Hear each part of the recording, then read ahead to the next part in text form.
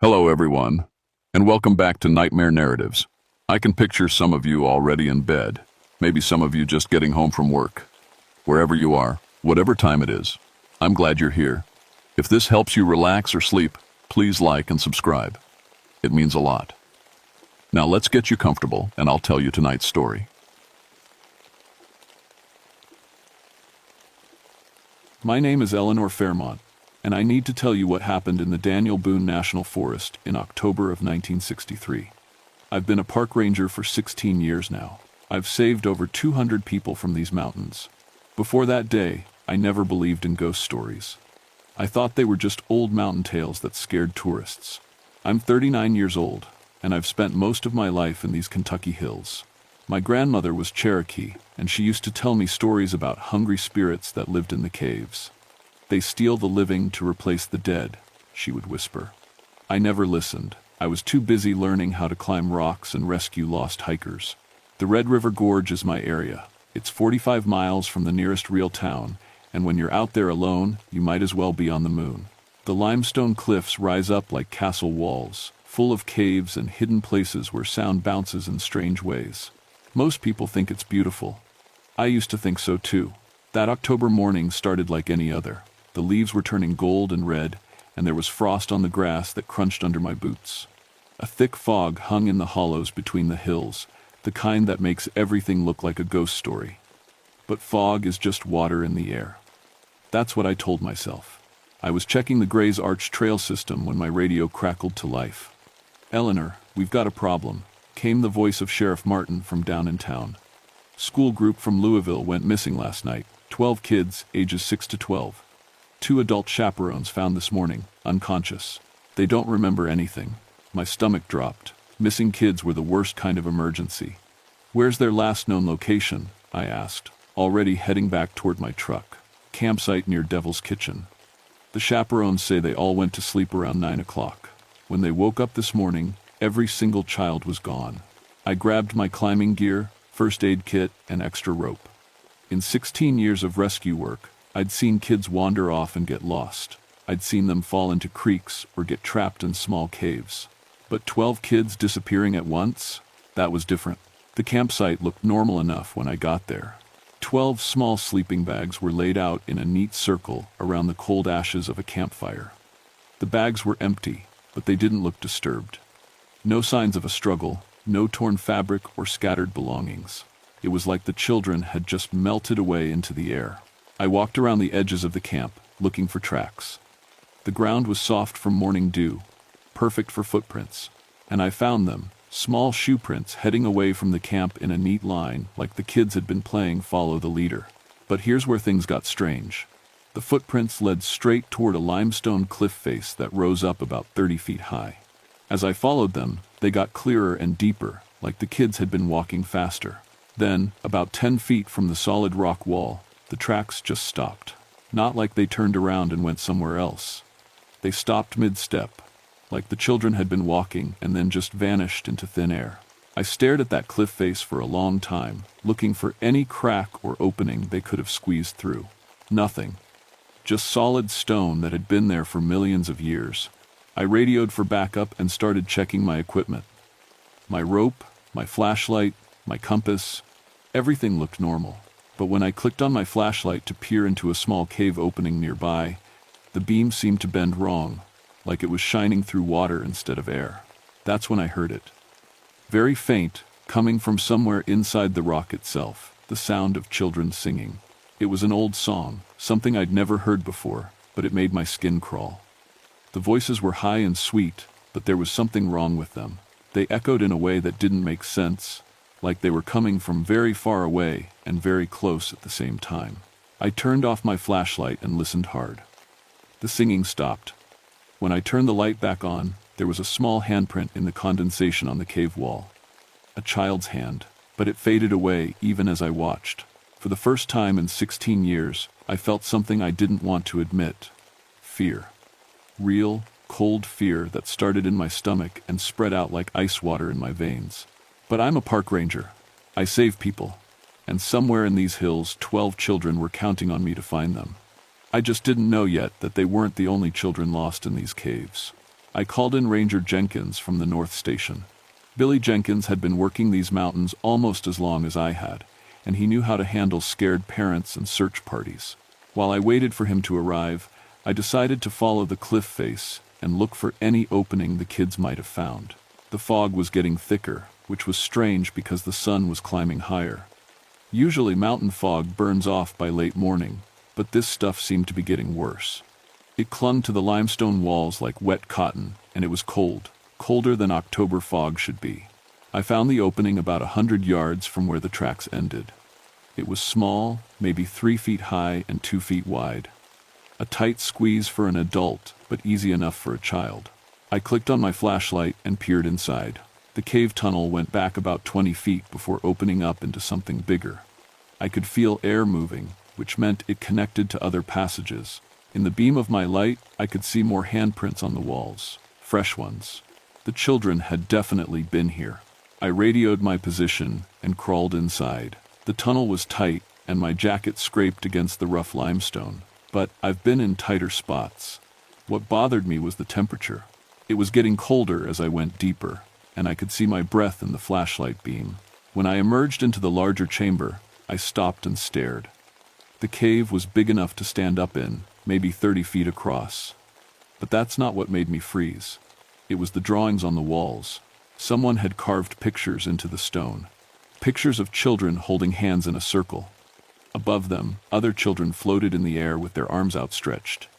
And at the bottom, there were dates. 1,890, 1,913, 1,936, 1,959, every 23 years. I knew about the mining disaster in 1890. Everyone around here did. A cave-in had trapped dozens of families, including 23 children. They never found all the bodies, but I'd never seen these drawings before, and I'd explored most of the caves in this area. "Hello?" I called out. "Is anyone here? My name is Eleanor. I'm a park ranger. I'm here to help you." Fess. My voice echoed strangely, like it was bouncing off walls that weren't there. And then, from somewhere deeper in the cave system, I heard a child's voice answer back. "We're here, Miss Eleanor. We've been waiting for you." The voice was sweet and polite, like a little girl in Sunday school. But it was coming from a tunnel that led even deeper into the mountain. And when I shined my light that way, I could see it was blocked by fallen rocks. No way a child could be back there. "Where are you, honey?" I called. "I need you to keep talking so I can find you." "We're in the deep place," came the answer. "Where the coal used to be, where we've always been." I felt the hair on my arms stand up. The coal mine from 1,890 was sealed up 70 years ago. It was supposed to be completely blocked off. But if the children had somehow gotten into the old mine workings, I started toward the blocked tunnel, but my flashlight began to flicker. The beam got dimmer and dimmer, even though I'd put in fresh batteries that morning, and the air was getting so cold I could barely feel my fingers. That's when I saw her. A little girl, maybe 8 years old, sitting on a rock ledge near the cave wall. She was wearing a long dress and button-up shoes, like something from an old photograph. Her hair was in braids tied with ribbons. She looked perfectly normal except for one thing. She was glowing with a soft, blue-white light. "Hello, Miss Eleanor," she said in that same sweet voice. "My name is Sarah. We've been waiting such a long time for new friends to come play with us." I tried to speak, but my throat felt frozen.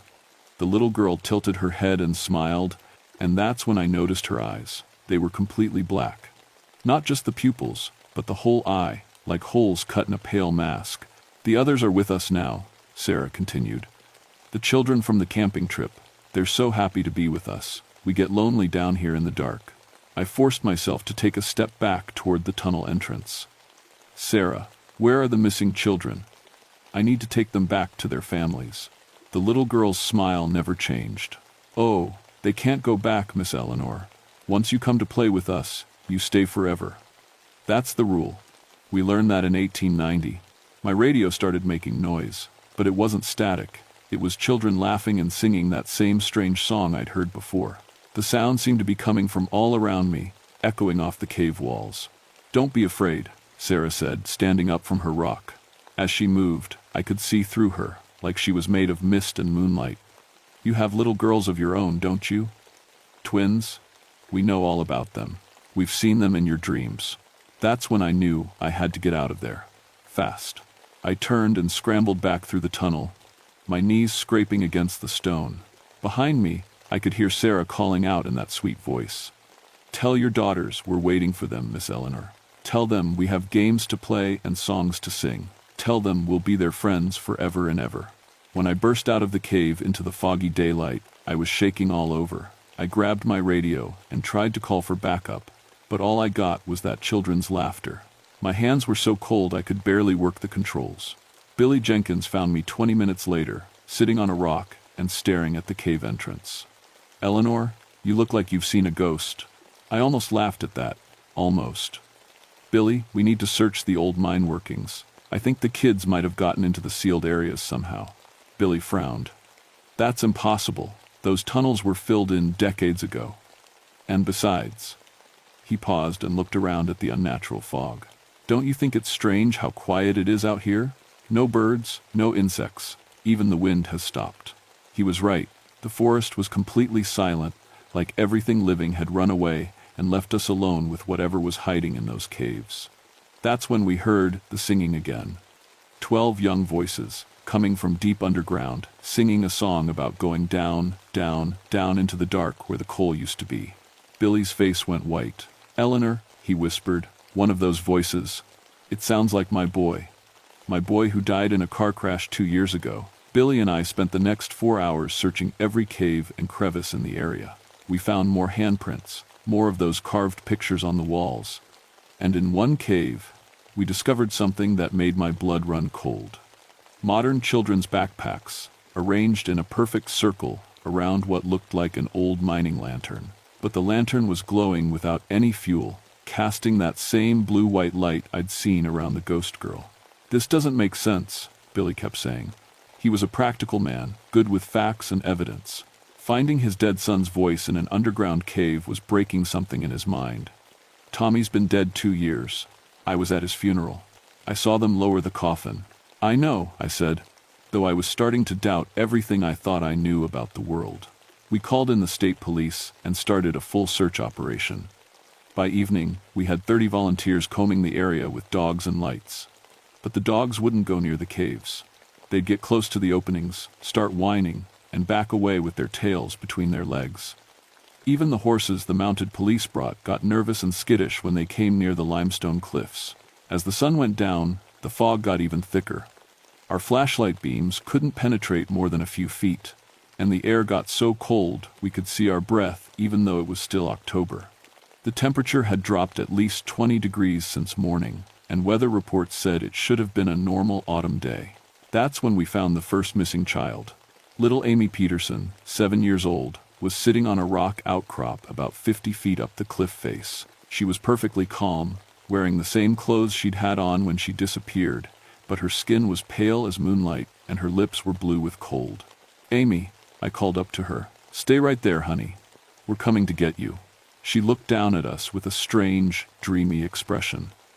I can't come down, Miss Eleanor. I have to wait for the others. We're going to play a game. I got my climbing gear and started up the rock face. It was a routine climb, something I'd done hundreds of times before. But as I got closer to Amy, the air got colder and colder. By the time I was within 10 feet of her, I was shivering so hard I could barely hold on to the rope. Amy, your mom and dad are very worried about you, I said, trying to keep my voice calm and normal. Let's get you down from here and back to them. Amy tilted her head, just like the ghost girl Sarah had done. Mama and Daddy can't see me anymore, she said in a voice that didn't sound quite right. But my new friends can.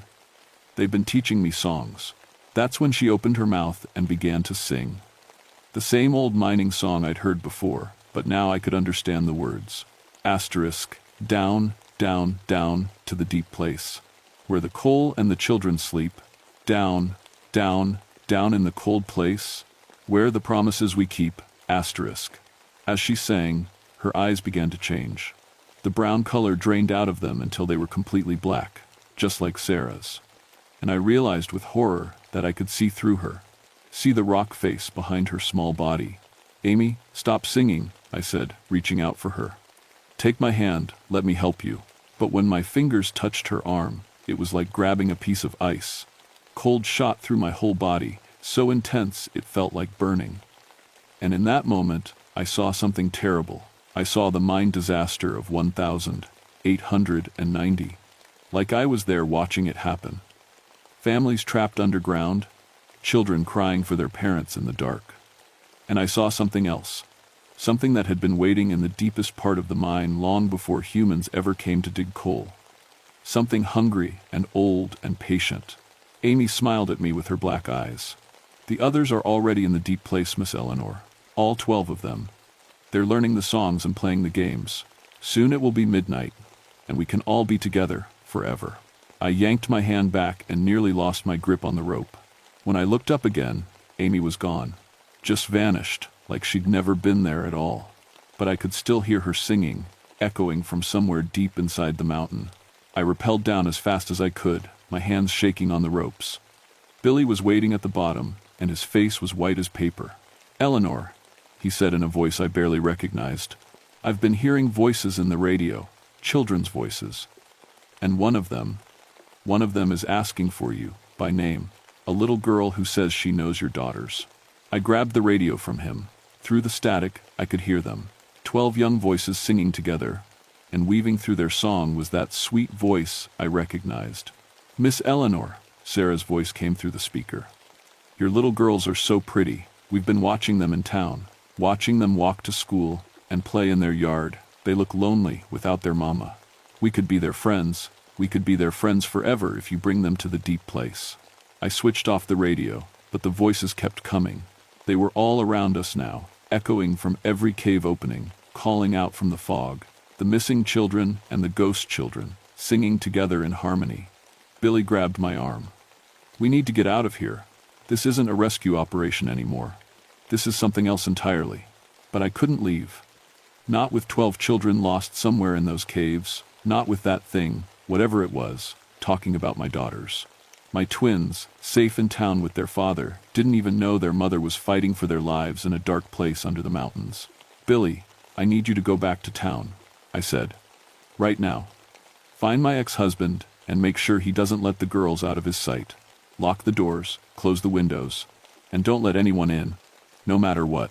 What about you?" I looked up at the cliff face where Amy had been, where she might still be, somewhere in the dark tunnels behind the rock. "I'm going into the mine. The real mine, the deep part that was supposed to be sealed forever. That's where they are, all of them." Billy stared at me. "Eleanor, that's suicide. Even if you could find a way in, we don't know what's down there." But I did know. I'd seen it when I touched Amy's ice-cold arm. Something ancient and hungry that fed on children's life force. Something that had been sleeping in the deep places until the miners woke it up in 1890. And every 23 years, when the barrier between the living world and the dead world got thin, it reached out to collect more children. 23 years. 1,890. 1,913. 1,936. 1,959. And now 1,963. It was almost midnight, and somewhere in the darkness beneath my feet, 12 living children were running out of time. I found the entrance to the old mine just as my grandmother had described it in her Cherokee stories, hidden behind a curtain of dead vines, carved into the hillside like a mouth full of broken teeth. The wooden supports were rotted and crumbling, but the tunnel beyond was clear. My flashlight was almost dead, so I grabbed a kerosene lantern from my emergency kit. The flame flickered and danced as I made my way down the sloping tunnel, and strange shadows jumped on the walls around me. The air got colder with every step, and I could hear water dripping somewhere in the darkness ahead. But I could also hear something else. Children's voices, singing and laughing, echoing up from the deepest parts of the mine. The tunnel branched and twisted, leading me deeper into the mountain than any mine should go. I passed old wooden carts rusted to pieces, pickaxes and shovels scattered on the ground like toys abandoned by giant children. And on the walls, more of those carved pictures. Children holding hands, children floating in the air, children with black eyes and pale faces. After what felt like hours, the tunnel opened up into a huge underground chamber. My lantern light couldn't reach the far walls, but I could see that the floor was covered with mining equipment, broken timbers, and scattered bones. Human bones, small ones, that gleamed white in the flickering light. And in the center of it all, arranged in a perfect circle, were the 12 missing children. They were sitting cross-legged on the stone floor, holding hands and singing that mining song. Their eyes were all black now, and their skin had taken on that same blue-white glow I'd seen on the ghost children. But they were still alive. I could see their chests rising and falling with each breath, even though their breath came out as clouds of frost. Standing around the outside of the circle were the ghost children from 1890. 23 pale figures, in old-fashioned clothes, transparent as moonlight but solid enough to cast shadows. At the center of both circles stood a man in mining clothes, tall and thin with eyes like holes in the darkness. "Welcome, Miss Eleanor," the ghost miner said in a voice like wind through empty tunnels. "You're just in time for the exchange." I raised my lantern higher and stepped into the chamber. "Let them go. They don't belong here." The ghost miner smiled, showing teeth like broken glass. "Oh, but they do belong here now. They've sung our songs and learned our games. At midnight, when the barrier is thinnest, they'll join us forever. And in their place, my children will walk in the sunlight again." I looked around the circle and saw that each living child was paired with a ghost child of the same size and age. As I watched, the ghost children began to look more solid, while the living children became more transparent. "You can't take them," I said, but my voice sounded small and weak in the vast chamber. "I can take anyone who comes to the deep place," the ghost miner replied. "That's the law of this place, the law that's been here since long before your people dug their holes in my mountain. But I'm not unreasonable, Miss Eleanor. I'll make you a deal." He gestured toward the back of the chamber, and my heart nearly stopped. There, sitting on a pile of mining equipment, were my daughters. My twin girls, Emma and Lucy, 7 years old, with their blonde hair and their mother's blue eyes. But their eyes were turning black, and they were singing along with the other children. "How?" I whispered. "Dreams and longing?" the ghost miner said. "You've been apart from them so long, missing them so much, that longing called to them across the miles. They got up from their beds tonight and walked here in their sleep, drawn by your love and your fear." I started toward my daughters, but the ghost children moved to block my way. They were solid now, solid enough to stop me. "Here's my offer," the ghost miner continued. "Choose 12 children to stay and 12 children to go. You can save some of them, your own daughters, perhaps. But you must choose quickly. Midnight comes whether you decide or not." I looked at the circle of children, the missing ones from Louisville and my own precious girls. They were all looking at me with those black, empty eyes, waiting to see what I would choose. But I remembered something my grandmother had taught me long ago. A Cherokee protection song, words in the old language that were supposed to drive away evil spirits. She'd made me memorize it when I was little, though I'd never believed it would work. I set down my lantern and pulled out my climbing gear. The carabiners and pitons were made of iron, and iron was supposed to hurt spirits. At least, that's what the old stories said. I began to sing my grandmother's song, my voice shaking at first, but growing stronger with each word. The ghost children hissed and stepped back from me, and the ghost miner's face twisted with rage. "Iron and ancient words won't save them all," he snarled. "Choose, or I choose for you." But I kept singing, and I started arranging my iron climbing gear in a circle around the living children. The metal seemed to glow in the darkness, and wherever I placed a piton or carabiner, the ghost children couldn't cross. The clock in the town church tower began to chime midnight, the sound somehow carrying all the way down into the deep place. With each chime, the ghost children became more solid and the living children more transparent. But my iron circle was holding them apart. "Choose," the ghost miner screamed. "I choose all of them," I said, completing the circle and continuing my grandmother's song. The 12th chime rang out, and something broke in the air around us. The ghost children shrieked and began to fade, while the living children gasped and their eyes returned to normal. But the ghost miner wasn't finished. He lunged at me with hands like ice and shadow, but when he touched the iron chain around my neck, my grandmother's old necklace that I'd never taken off, he screamed and burst into mist. The chamber began to shake and rumble. Rocks fell from the ceiling, and I knew the whole mine was about to collapse. "Run!" I shouted to the children. "Follow me, and run!" We raced through the tunnels as the mountain came down around us, my iron gear lighting the way like fallen stars. Behind us, I could hear the ghost children calling, but their voices were growing fainter and more distant. We made it out just as the main shaft collapsed, sealing the deep place forever. Or so I hoped. That was 40 years ago, but I remember every detail like it happened yesterday. All 12 children were returned to their families, though they never remembered anything about being in the caves. The doctor said it was trauma, and maybe that was better than the truth. My own daughters came home with me that night, and my ex-husband never questioned why they'd been sleepwalking. They had nightmares for months afterward, dreams about singing in dark places. But eventually those faded too. I left the Park Service the next year. Couldn't explain to my supervisors why I'd sealed up half the cave system with explosives, or why I insisted on posting warnings about the old mine areas. They thought I'd suffered some kind of breakdown. Maybe I had. I became a spiritual advisor for the Cherokee tribe, learning the old songs and stories my grandmother had tried to teach me. I spent years studying the ancient protections, the ways to keep hungry spirits at bay. Because the thing in the deep place wasn't really gone, it was just sleeping again, waiting for the barriers to thin. 1,986 came and went without incident, probably because I'd collapsed most of the tunnels. But in 2009, 2 children went missing near the Red River Gorge. They were found 3 days later, sitting by the sealed mine entrance, with no memory of how they'd gotten there.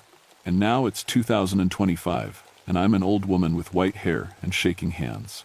But I still go back to those hills every October, carrying my grandmother's iron jewelry and singing the protection songs. Because every 23 years, something stirs in the deep places under the mountains. Last week, I got a call from the current park ranger. Children's voices have been heard, singing near the Gray's Arch Trail.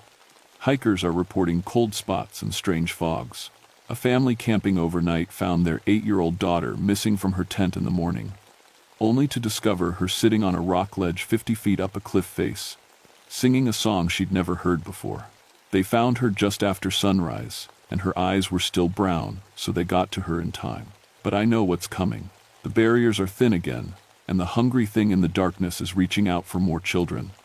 It learns from its failures, gets stronger with each cycle. I'm too old now to crawl through caves and climb rock faces, but I've been training others, teaching them the old songs and the power of iron, because someone has to stand guard over the deep places. Someone has to remember what waits in the darkness under the mountains. If you're planning to hike the Daniel Boone backcountry with children, you need to remember this story. Watch for unnatural fogs, listen for children singing in empty places, and never let your little ones wander away from camp at night. And if you find yourself in a place where the air turns cold and your flashlight beam bends wrong, where you can hear children's voices calling from inside solid rock, turn around and walk away. Some places are hungry, and they never forget. My name is Eleanor Fairmont, and I've spent my whole life saving people from the mountains. But there are some things in these hills that can't be rescued, only contained. The deep place is still down there, waiting for midnight to come again. Don't let it be your children who answer when it calls.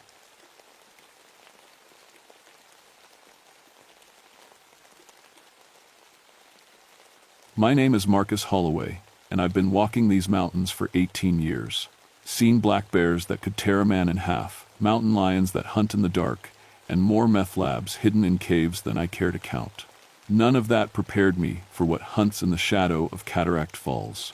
It was late November 1978 when it all started. The other rangers had pulled out early because of storm warnings, but someone had to do the winter patrol. That someone was always me. 44 years old, divorced, and my son Jake wouldn't even take my calls anymore. The mountains were all I had left. I remember the morning I found the first body. The air was so cold it hurt to breathe, and snow was starting to fall through the thick canopy of old trees. Some of these oaks and maples had been growing here for 300 years, long before any white man set foot in Cherokee territory. My grandfather used to tell stories about this place, back when he still talked about his Cherokee blood, before the family decided we were just mountain people and nothing else. The hiker was a college kid from Knoxville. At least, I thought it was a college kid until I got closer. The body lay twisted next to the stream, arms spread wide like he'd been reaching for help that never came. But it was what was missing that made my hands shake as I reached for my radio. Someone had cut him open. Clean, precise cuts like a surgeon might make. And his liver was gone, just gone, cut out and taken like someone was collecting trophies. I'd seen plenty of death in Vietnam, knew what bullets did to a man, what shrapnel could tear apart. But this was different. This was careful, personal. Base? This is Ranger Holloway, I said into the radio, trying to keep my voice steady. I've got a body at Cataract Falls, male, early 20s. This wasn't an animal attack. Static crackled back at me. The mountains played hell with radio signals, especially when storms were moving in. I was on my own out here, 20 miles from the nearest road, with something that killed like it had all the time in the world. I'd learned to track in the Army, learned it well enough to survive 3 tours. But when I circled that body, I found something that made no sense. No footprints, no drag marks, no broken branches or disturbed leaves. It was like the kid had been killed somewhere else and just appeared by the stream. The smell hit me then. Old earth and copper, like pennies left in the rain. And underneath that, something else. Something that made the hair on my neck stand up.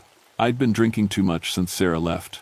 Hell, I'd been drinking too much since I got back from the war. But I was stone sober that morning, and I knew what I was seeing. This wasn't random. This wasn't some crazy person wandering the mountains. This was something else entirely. As I waited for backup that might not come before dark, I noticed the quiet. In 18 years of walking these trails, I'd never heard quiet like this.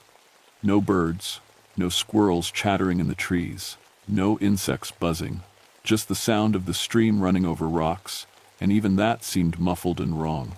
The trees themselves felt like they were watching, waiting.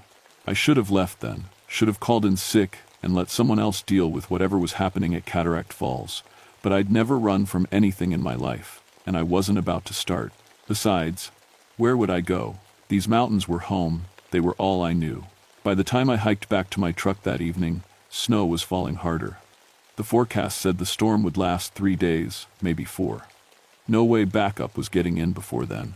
Just me and 20 square miles of wilderness, and something that killed with surgical precision. That night, alone in my cabin, I cleaned my service weapon and tried not to think about the smell of old earth and copper. Tried not to remember how the trees had seemed to lean in closer as the day went on. But I kept coming back to what my grandfather had said, back when I was just a boy and he still told the old stories. He'd warned me about places like Cataract Falls, sacred places where the Cherokee used to go for vision quests. Places where the spirits still lived, still watched, still remembered every wrong that had been done to them. I'd laughed at those stories then, figured they were just old superstitions from a man who'd lived too long in the mountains. I wasn't laughing anymore. The second body turned up 2 days later. I found her hanging upside down from a tree branch, 15 feet off the ground, Martha Chen, according to the ID in her backpack. A nature photographer from Atlanta who'd come up to shoot the fall colors, only there wasn't much left to shoot anymore. The leaves had all fallen early this year, like the trees themselves were getting ready for something bad. Same precise cuts, same missing liver, same impossible lack of evidence. But this time, I found something else. Scratches in the bark of the big oak tree where Martha hung. Deep gouges that spiraled up the trunk, 20 feet high. Whatever made them had fingers or claws that could cut through oak like it was soft cheese. I stood there in the gray morning light, neck craned back, trying to figure out how anything could climb straight up that tree. The bark was smooth, no handholds, no rope marks, no scratches from climbing gear. The gouges were fresh, wood shavings still littered the ground below. "Jesus," I whispered, and my breath came out in a cloud of vapor. It was getting colder, much colder than it should be for November. That's when I heard it. Singing, old words in a language I didn't recognize, but somehow understood in my bones. A woman's voice, high and sweet, drifting through the trees from somewhere deeper in the forest. Cherokee words, though I couldn't say how I knew that. The song stopped as soon as I started moving toward it. I spent the rest of the morning following game trails deeper into the backcountry, looking for any sign of who might be out here. The singing had sounded close, but in these mountains, sound could bounce around for miles before reaching your ears. What I found instead made my blood run cold. Stone markers. Dozens of them, arranged in perfect circles around the biggest oak trees. Flat river rocks stacked in careful piles, each one carved with symbols that looked older than the mountains themselves. Cherokee warning signs, though I couldn't read them. But they were fresh. The moss hadn't even started to grow on them yet. Someone was out here. Someone who knew the old ways, who understood what these mountains had been before the white man came. Someone who was marking territory, or something. I made camp that night in a clearing about 3 miles from where I'd found Martha Chen. Standard procedure said I should hike out, wait for backup, approach this like a normal criminal investigation. But nothing about this felt normal. And the storm was getting worse. Ice was forming on my water bottle, and the wind was picking up, making the trees creak and groan like old bones. I'd just gotten my camp stove lit when I heard footsteps. Slow, deliberate steps circling my camp. Too heavy to be a person, too measured to be an animal. I grabbed my flashlight and service weapon, clicking off the safety. "Hello," I called out. "This is a park ranger. Show yourself." The footsteps stopped. In the sudden quiet, I could hear my own heart hammering against my ribs. The beam of my flashlight cut through the darkness, showing me nothing but tree trunks and falling snow. Then the singing started again, closer this time, much closer. The Cherokee words seemed to come from all around me at once, like the forest itself was singing. And underneath the melody, I heard something else. Something that sounded like stone scraping against stone. I spun in a slow circle, keeping my gun raised, trying to find the source of the sound. That's when I saw her. An old Cherokee woman stood just at the edge of my light, maybe 50 feet away. She wore traditional dress, buckskin and beads, and her long gray hair hung loose around her shoulders. She was singing softly, the same melody I'd heard before. "Ma'am," I called out, lowering my weapon slightly. "You shouldn't be out here. There's been some trouble. It's not safe." She stopped singing and looked directly at me. Even from that distance, I could see her eyes, black as coal, black as the deepest cave. When she smiled, her teeth looked wrong. Too sharp, too many. "Safe," she said, and her voice carried clear as a bell across the clearing. "This is sacred ground, Ranger. My ground. You are the one who should not be here. Ma'am, I need you too." But when I blinked, she was gone. Just gone, like she'd never been there at all. I stayed awake all night, feeding wood to my fire, jumping at every sound. When morning came, I found tracks in the snow around my camp. But they weren't footprints. They were drag marks, like something heavy had been pulled in circles around my tent. And at the center of each circle, driven deep into the frozen ground, were the same stone-cutting marks I'd found on the oak tree. Only these were shaped like fingers. Human fingers. Very long human fingers. By the time I found the third body, I knew I was dealing with something that wasn't human. Dr. Patricia Wells had driven up from Knoxville the day before the storm hit, some kind of FBI consultant specializing in ritual murders. Smart woman, probably too smart for her own good. She'd read about the first 2 killings and thought she could help figure out the pattern. I found her Toyota stuck in the snow about 2 miles down the mountain road, doors hanging open like she'd left in a hurry. Her camping gear was scattered around the car, and there were those same stone-cutting marks all over the metal. Deep gouges that went right through the steel. Her body was a 1/4 mile away, pinned to a tree with what looked like a wooden spear. But when I got closer, I saw it wasn't wood at all. It was stone, a finger of stone, sharp as any knife, driven through her chest and into the oak behind her, and carved into the tree above her head. Fresh enough that sap was still bleeding from the cuts, was a Cherokee symbol I actually recognized. My grandfather had drawn it for me once, back when I was 8 years old and full of questions about his stories. It meant justice. That's when I started to understand. This wasn't random. Whoever was doing this had a reason. A plan. I was still staring at that symbol when I heard the voice behind me. "She came looking for monsters," the old woman said. "I simply gave her what she wanted." I spun around, gun already in my hand. But she was standing way too close. Close enough that I could smell her. Old earth and copper, just like at the crime scenes. Just like the mountains themselves. Up close, I could see she wasn't really human. Her skin had a gray tint to it, like river stone. Her fingers were too long, especially the right index finger, which came to a point sharp enough to cut glass. And her eyes held the kind of age you only see in rocks and trees.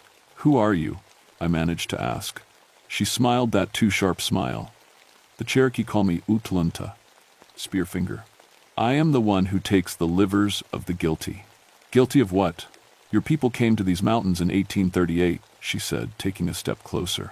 I wanted to back away, but my feet felt rooted to the spot. They drove my children from their homes, forced them to walk a trail of tears and death. Many died. Children, elders, pregnant women. They died because your people decided our land belonged to them. That was over 100 years ago. These people weren't.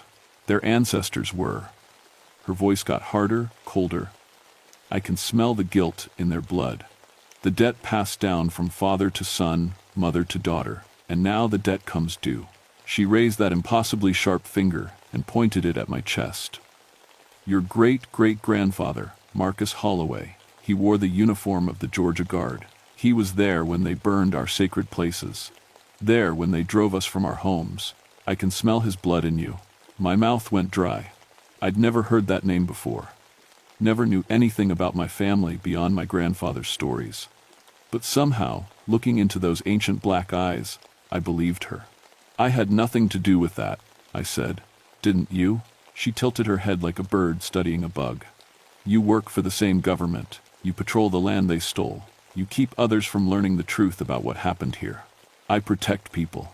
I protect these mountains. You protect thieves and murderers. She took another step closer. And now I could see that her skin wasn't just gray, it was stone. Actual stone, moving like flesh. But I offer you a choice, Marcus Holloway. Help me finish what I started, or join your ancestors in feeding the mountain. That's when my training finally kicked in. I raised my gun and fired 3 shots center mass. The bullets hit her chest and bounced off like I was shooting at a boulder. She didn't even flinch, just smiled wider, showing me those shark teeth. Iron and lead cannot harm me, Ranger. I am the mountain's daughter, older than your Jesus, older than your laws. I am justice itself. She lunged forward, and that stone finger swept past my head so close I felt the air split. I threw myself sideways, rolling through the snow, and came up running. Behind me, I heard laughter, like rocks tumbling down a cliff face. I ran for 3 miles without stopping, crashing through underbrush, sliding down icy slopes, not caring about the noise I made. When I finally stopped to catch my breath, the sun was setting and the temperature was dropping fast. I was alone in 20 square miles of wilderness with something that could cut through steel and stone, something that wanted me dead because of crimes my ancestors committed. And the worst part? I was starting to think she might be right about those crimes. That night, huddled in a cave with a fire I was afraid to build too big, I thought about my grandfather, about the stories he'd told before the family made him stop. Stories about Cherokee spirits and sacred places. Stories about justice that came slow but sure, like water wearing down stone. Stories I'd always thought were just fairy tales. The singing started again around midnight, closer than before, and this time other voices joined in. Men's voices, children's voices, all singing the same mournful Cherokee melody, all singing from the darkness just beyond my fire's light. I knew then that Dr. Wells, Martha Chen, and that college kid were just the beginning. Spearfinger was calling up an army, and they were coming for everyone whose blood carried the old guilt, including me. The attack came at dawn.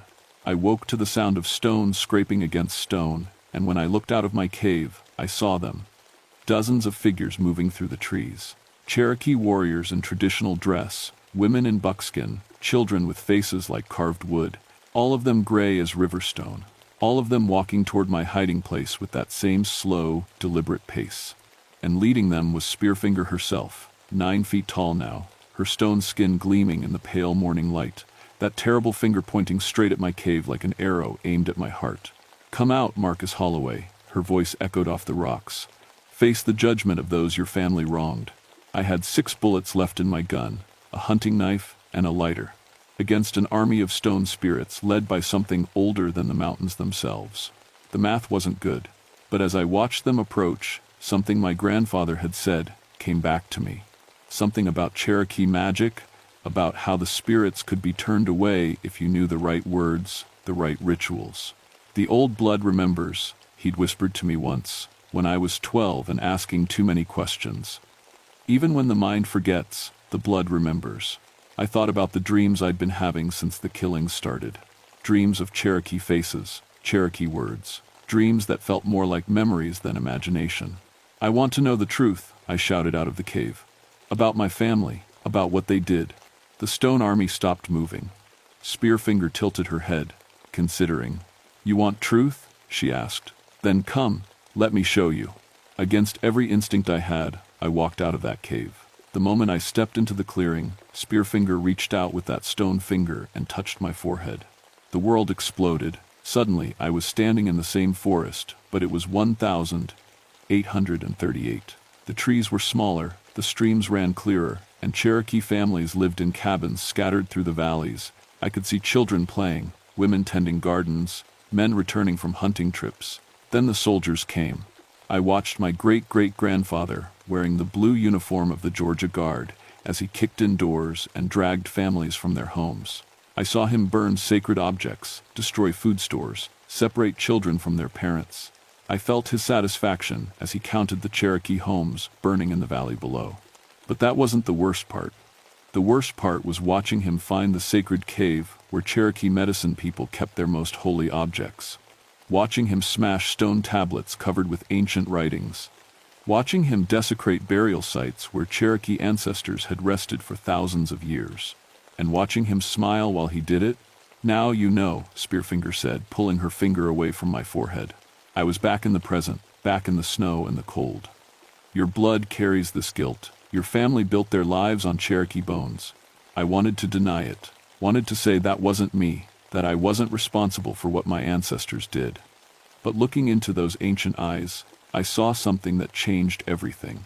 Pain, loss, the kind of grief that lasts for generations. What do you want from me? I asked. Justice, she said simply. Your life for the lives your family took, your blood to water the ground they poisoned. And if I refuse? She gestured to the stone army surrounding us. Then I will take every person in these mountains whose blood carries guilt. Every descendant of every soldier, every official, every settler who participated in the theft. I will not stop until the debt is paid in full. I thought about all the innocent people who would die. Campers, hikers, families who came to the mountains for vacation, people who had no idea what their ancestors might have done. There has to be another way, I said. There is. A new voice spoke from the edge of the clearing. An old Cherokee man stepped out from behind a tree, but unlike the others, his skin was flesh, not stone. He was alive, or at least more alive than the rest. Grandfather, I whispered, though I'd never seen this man before in my life. He smiled. Your great-grandmother was my daughter, Marcus. Cherokee blood flows in your veins, even though your family tried to deny it. That blood gives you choices. Spearfinger hissed like steam escaping from hot stone. He is guilty as Gaia. His family's crimes can be answered by Cherokee law, the old man said firmly. Our law, not your hunger for revenge. The boy can make amends. He can become what his ancestor should have been, a protector of sacred places instead of a destroyer. What does that mean? I asked. Accept your Cherokee heritage, as Gaia said. Learn the old ways. Protect these mountains not just as a park ranger, but as a guardian of sacred ground. Teach others to respect what was lost. Make sure the stories are told so this never happens again. Spearfinger's stone finger twitched toward my throat. And if he fails? If he breaks his promise? Then you can take him, as Gaia said. But only him. Leave the others alone. I looked around at the stone army, at Spearfinger's terrible face, at the old Cherokee man who claimed to be my great-great-grandfather. In the distance, I could see storm clouds building again. More snow coming, and with it, the possibility of more innocent people getting caught in this ancient war. I accept, I said. Spearfinger's eyes narrowed to black slits. You would bind yourself to our ways? Become Cherokee in truth, not just blood? Yes. You would carry the responsibility for all who enter these sacred places? Ensure they show proper respect? Yes. And you understand that if you break this oath, I will return for you? I will take not just your life, but your death will be unpleasant? I swallowed hard. I understand. She studied me for a long moment, then slowly nodded. So be it. She touched my forehead again with that stone finger. But gently this time. Fire raced through my veins.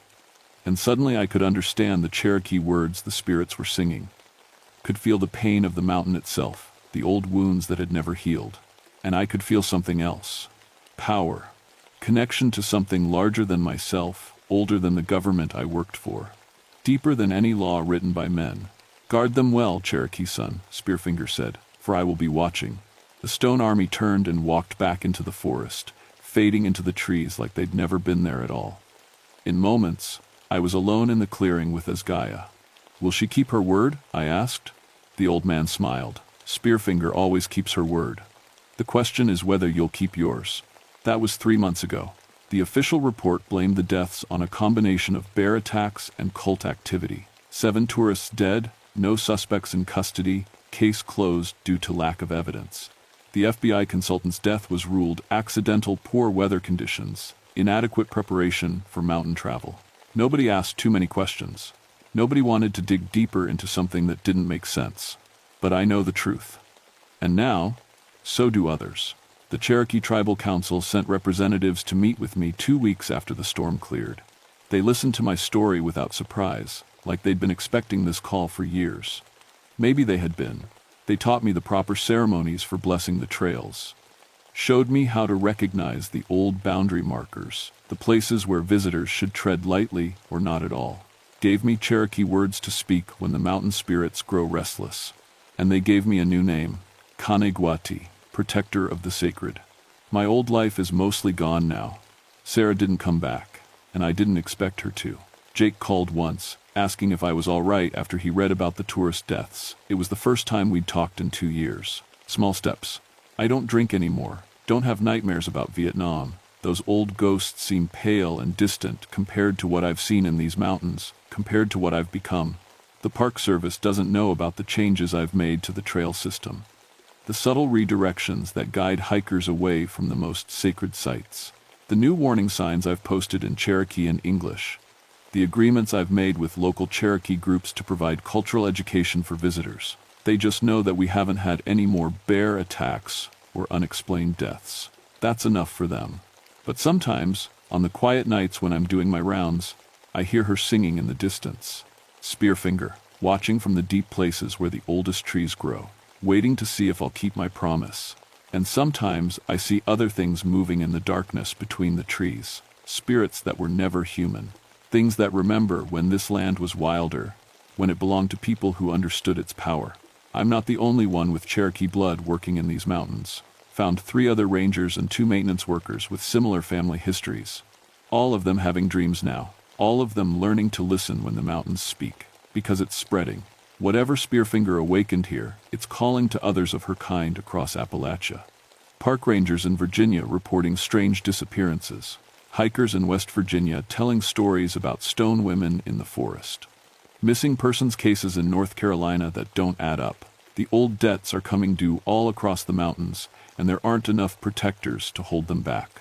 I got a call last week from a ranger in Georgia, young woman named Sarah Blackbird, Cherokee herself, asking about unusual animal behavior in her park.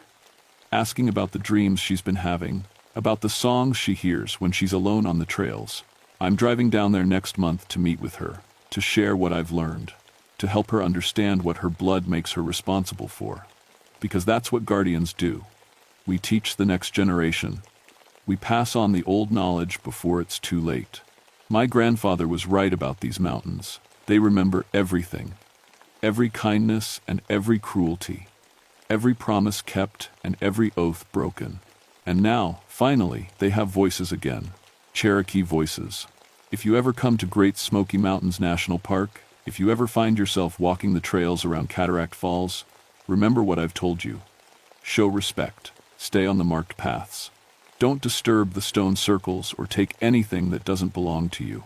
And if you hear singing in the forest, singing in a language you don't recognize but somehow understand in your bones, don't go looking for the source. Just remember that these mountains have guardians now, and some debts take generations to pay. My name is Marcus Holloway, and I protect sacred ground. The old blood remembers, even when the mind forgets, and Spearfinger is always listening.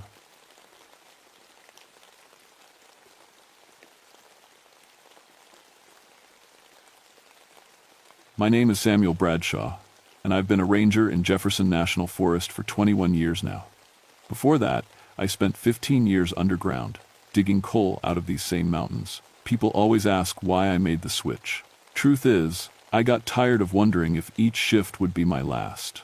It was August 1985, and we were in the middle of the worst heat wave I could remember. The drought had been going on for 3 months, and the water table was so low that old mine shafts I hadn't seen in decades were starting to show their faces again.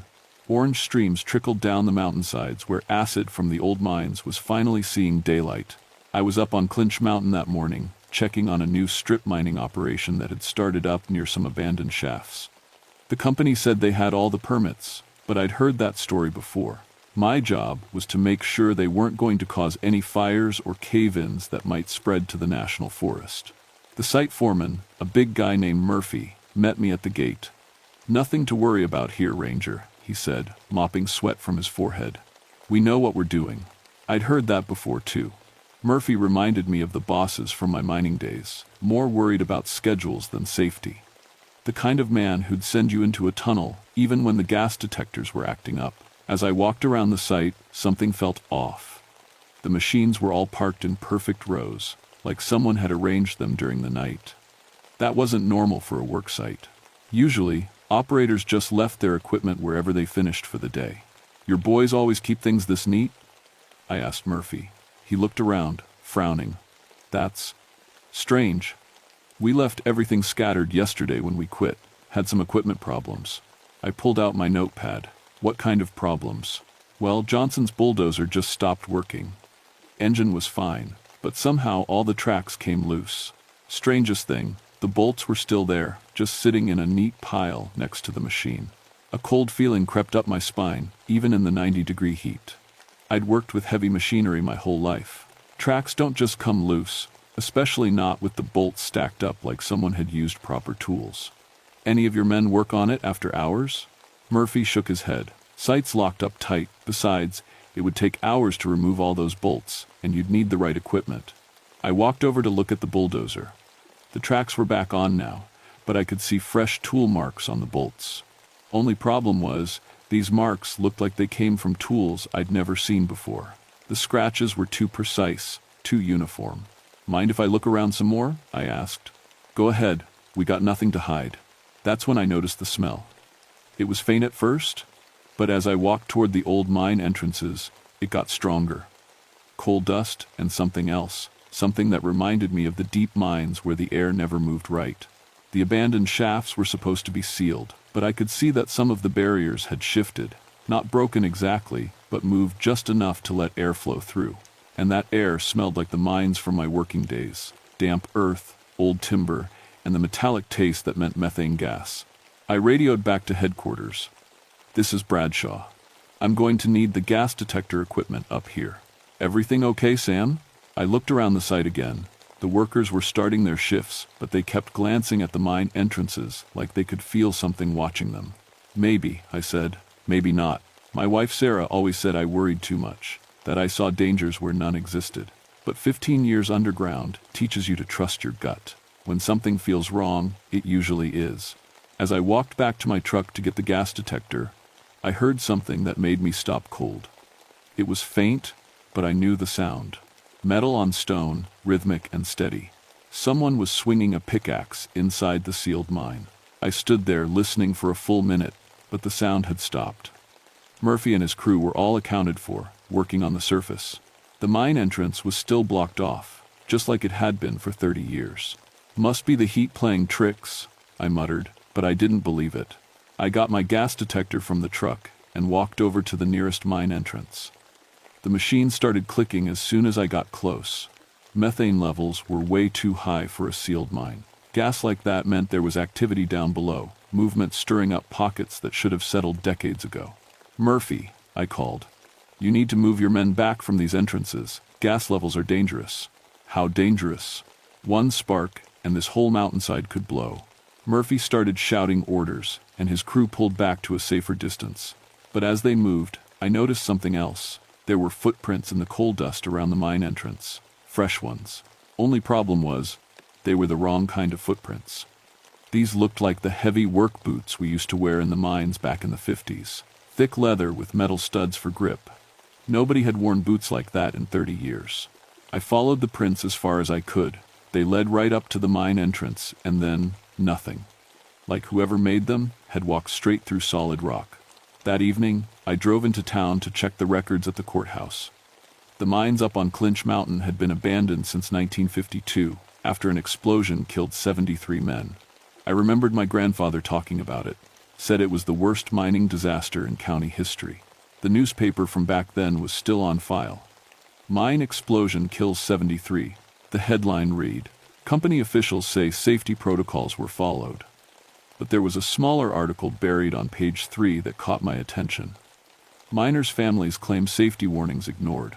According to that article, the miners had been complaining about gas buildup for weeks before the explosion. They'd asked the company to install better ventilation, but the bosses said it would slow down production. The investigation afterward found that the company had known about the danger but chose to keep working anyway. 73 men dead because someone cared more about money than lives. I drove back up the mountain as the sun was setting. The worksite was empty now, but I wanted to check those gas readings again. Maybe the levels would drop during the night when there was no activity. I was wrong. The gas detector was going crazy before I even got out of the truck. And that sound was back. The rhythmic swing of pickaxes, echoing from deep underground. This time I didn't doubt what I was hearing. I grabbed my flashlight and walked closer to the mine entrance. The sounds were definitely coming from inside, but now there were more of them. Multiple pickaxes, all swinging in rhythm like a mining crew hard at work. "Hello," I called out. "Is someone in there?" The sounds stopped immediately. Then I heard something that made my blood freeze.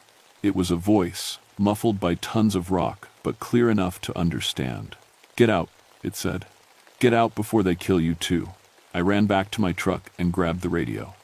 "This is Ranger Bradshaw requesting immediate backup at the Clinch Mountain site. What's your situation, Sam?" "I've got trespassers in a sealed mine. Could be dangerous. We'll have a team up there in an hour." But as I waited for backup, I started thinking about those newspaper articles. 73 miners killed because the company ignored safety warnings. And now, 30 years later, another mining company was working the same area. What if the voices weren't trespassers? What if they were warnings? When the backup team arrived, we searched the area thoroughly. No signs of anyone entering the mines. No broken seals, no disturbance of the barriers. But the gas levels were still dangerously high, and we kept hearing those sounds from underground. Officer Martinez, one of the county deputies, looked spooked. "Maybe we should seal these entrances better," he suggested. "Maybe we should," I agreed. But even as we talked about it, I knew sealing wouldn't help. Whatever was down there had been waiting for 30 years. And with another mining company working the same ground where 73 men had died, I had a feeling it wasn't going to wait much longer. As we prepared to leave, I heard the voice one more time, clearer than before. "They're doing it again, Bradshaw. Just like before. Stop them before it's too late." The voice knew my name, and somehow I knew that voice too. The next morning, I got a call that made my stomach drop. Murphy's excavator had been found dismantled in the middle of the work site. Not damaged, dismantled. Every bolt removed, every hydraulic line disconnected. All the pieces stacked in neat piles. "This is impossible," Murphy said when I arrived. "It would take a team of mechanics 8 hours to take apart an excavator like this, and they'd need a full set of specialized tools." I walked around the machine, looking at the work. It was perfect, professional, like the machine had been taken apart by people who knew exactly what they were doing. "Any security cameras on site?" "Just installed them last week," Murphy said, leading me to the trailer. "Let's see what they caught." We watched the footage from the night before. At 11:47 p.m., the excavator was sitting normal. At 11:48 p.m., it was completely taken apart. 1 minute. The camera never showed anyone working on it. "That's not possible," Murphy whispered. I looked at the timestamp again. 11:47 to 11:48. 60 seconds to dismantle an excavator that should take hours. "Murphy, I need you to shut down operations until we figure out what's happening." "I can't do that. We've got deadlines, contracts." "You've got safety problems," I interrupted. "Big ones." But Murphy wouldn't listen. He was like all the bosses I'd known in the mines. Production first, safety second. So I called the state mining inspector and reported the incident. Inspector Williams arrived that afternoon, a thin man with tired eyes who'd seen too many industrial accidents. He listened to our story without saying much, then walked around the site taking notes. "Heard you used to work the mines, Bradshaw," he said. 15 years. Then you know how these companies operate. Corners get cut, safety gets ignored, people get hurt." He was right. I'd seen it myself, back when I was younger, and needed the job too much to complain.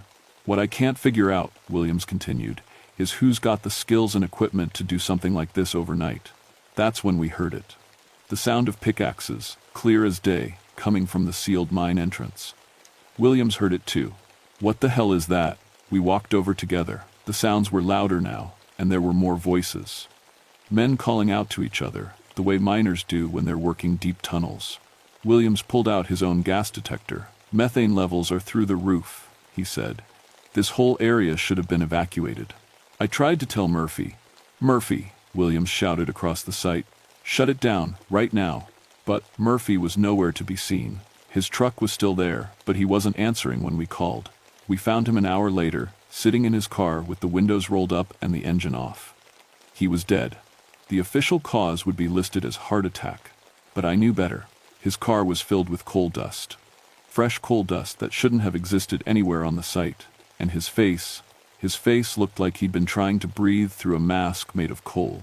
Williams called in the state police, and they treated it like a crime scene. But there was no evidence of foul play, no signs of struggle. Murphy had just suffocated in a cloud of coal dust that appeared from nowhere. That night, I couldn't sleep. I kept thinking about Murphy's face and about those voices in the mine. So I drove back up the mountain.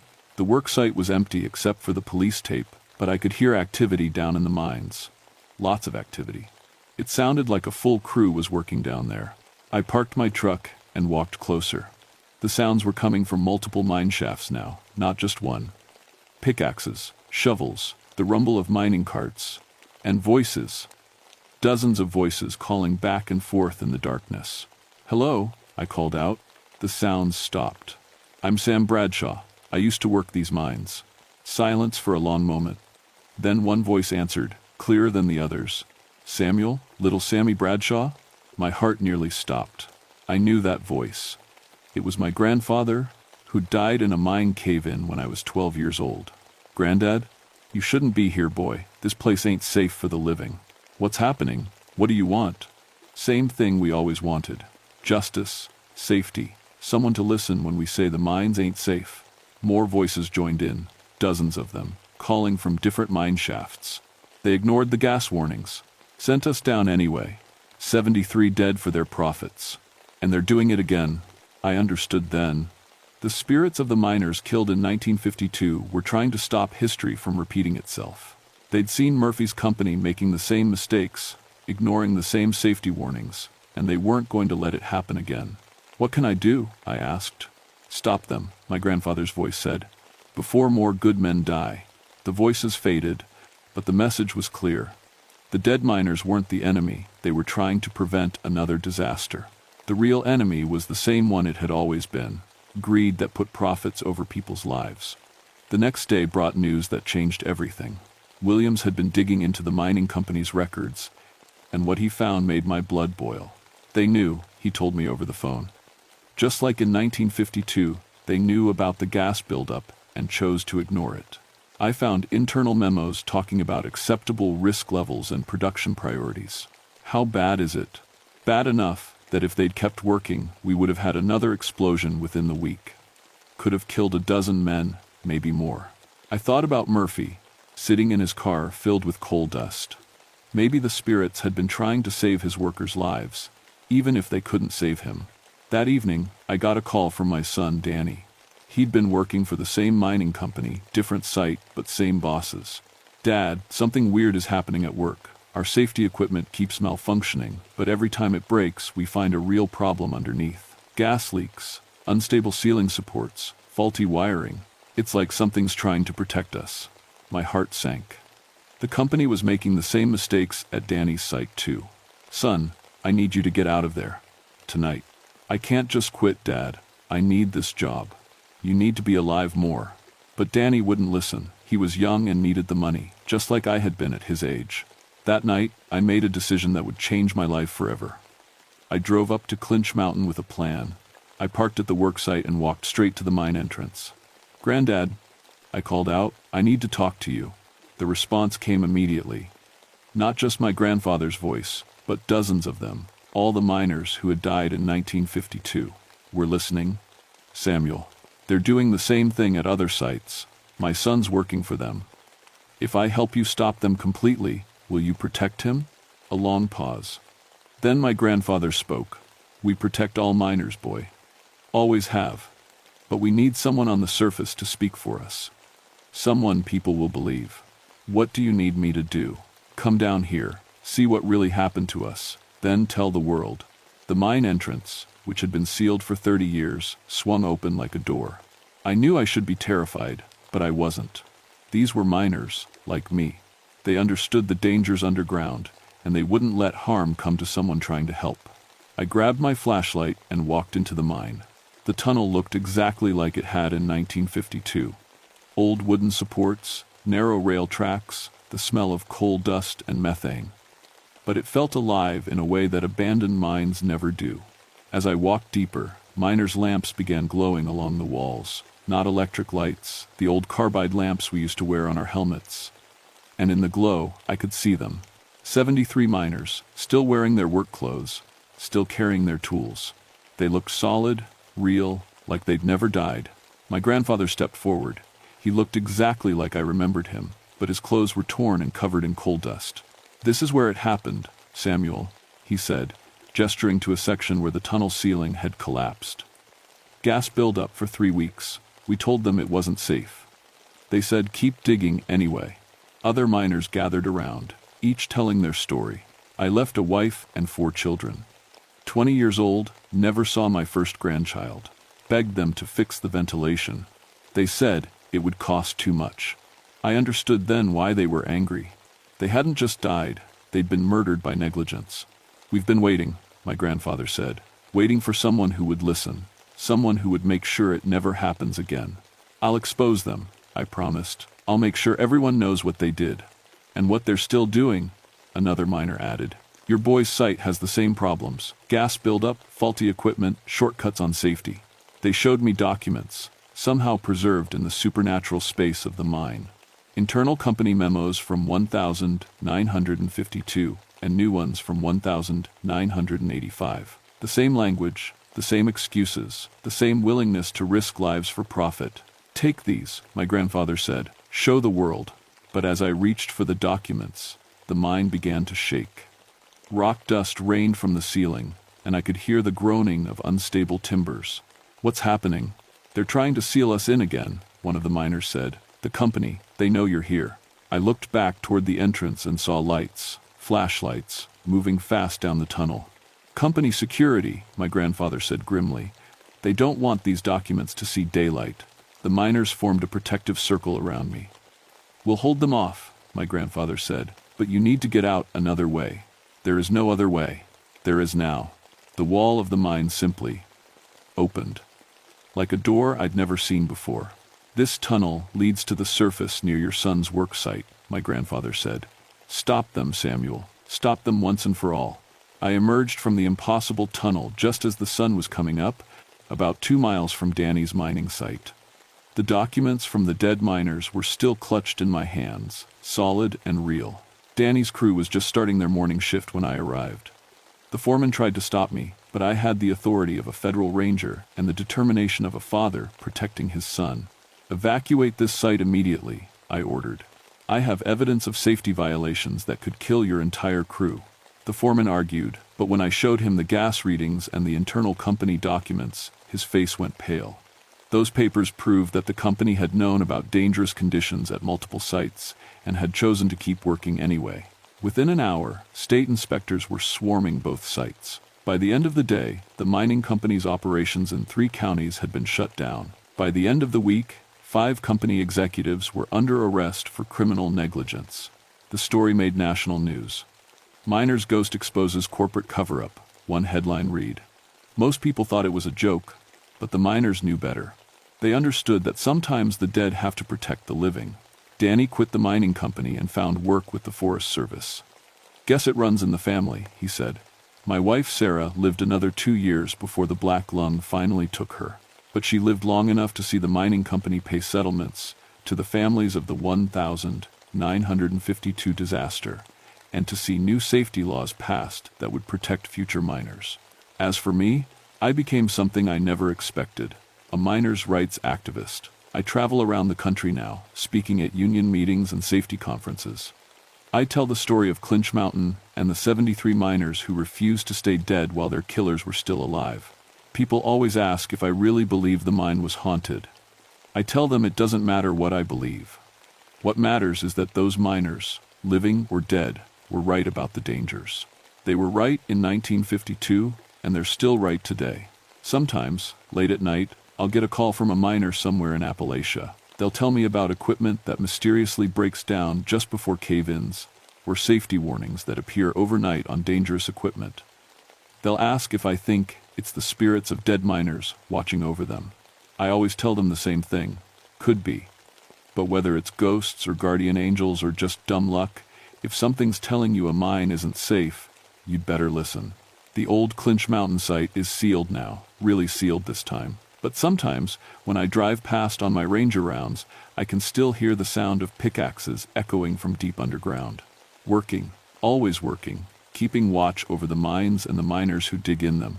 My grandfather taught me a lot during my 15 years underground, but the most important lesson came after he was dead. A good miner never abandons his post, even when his shift is over.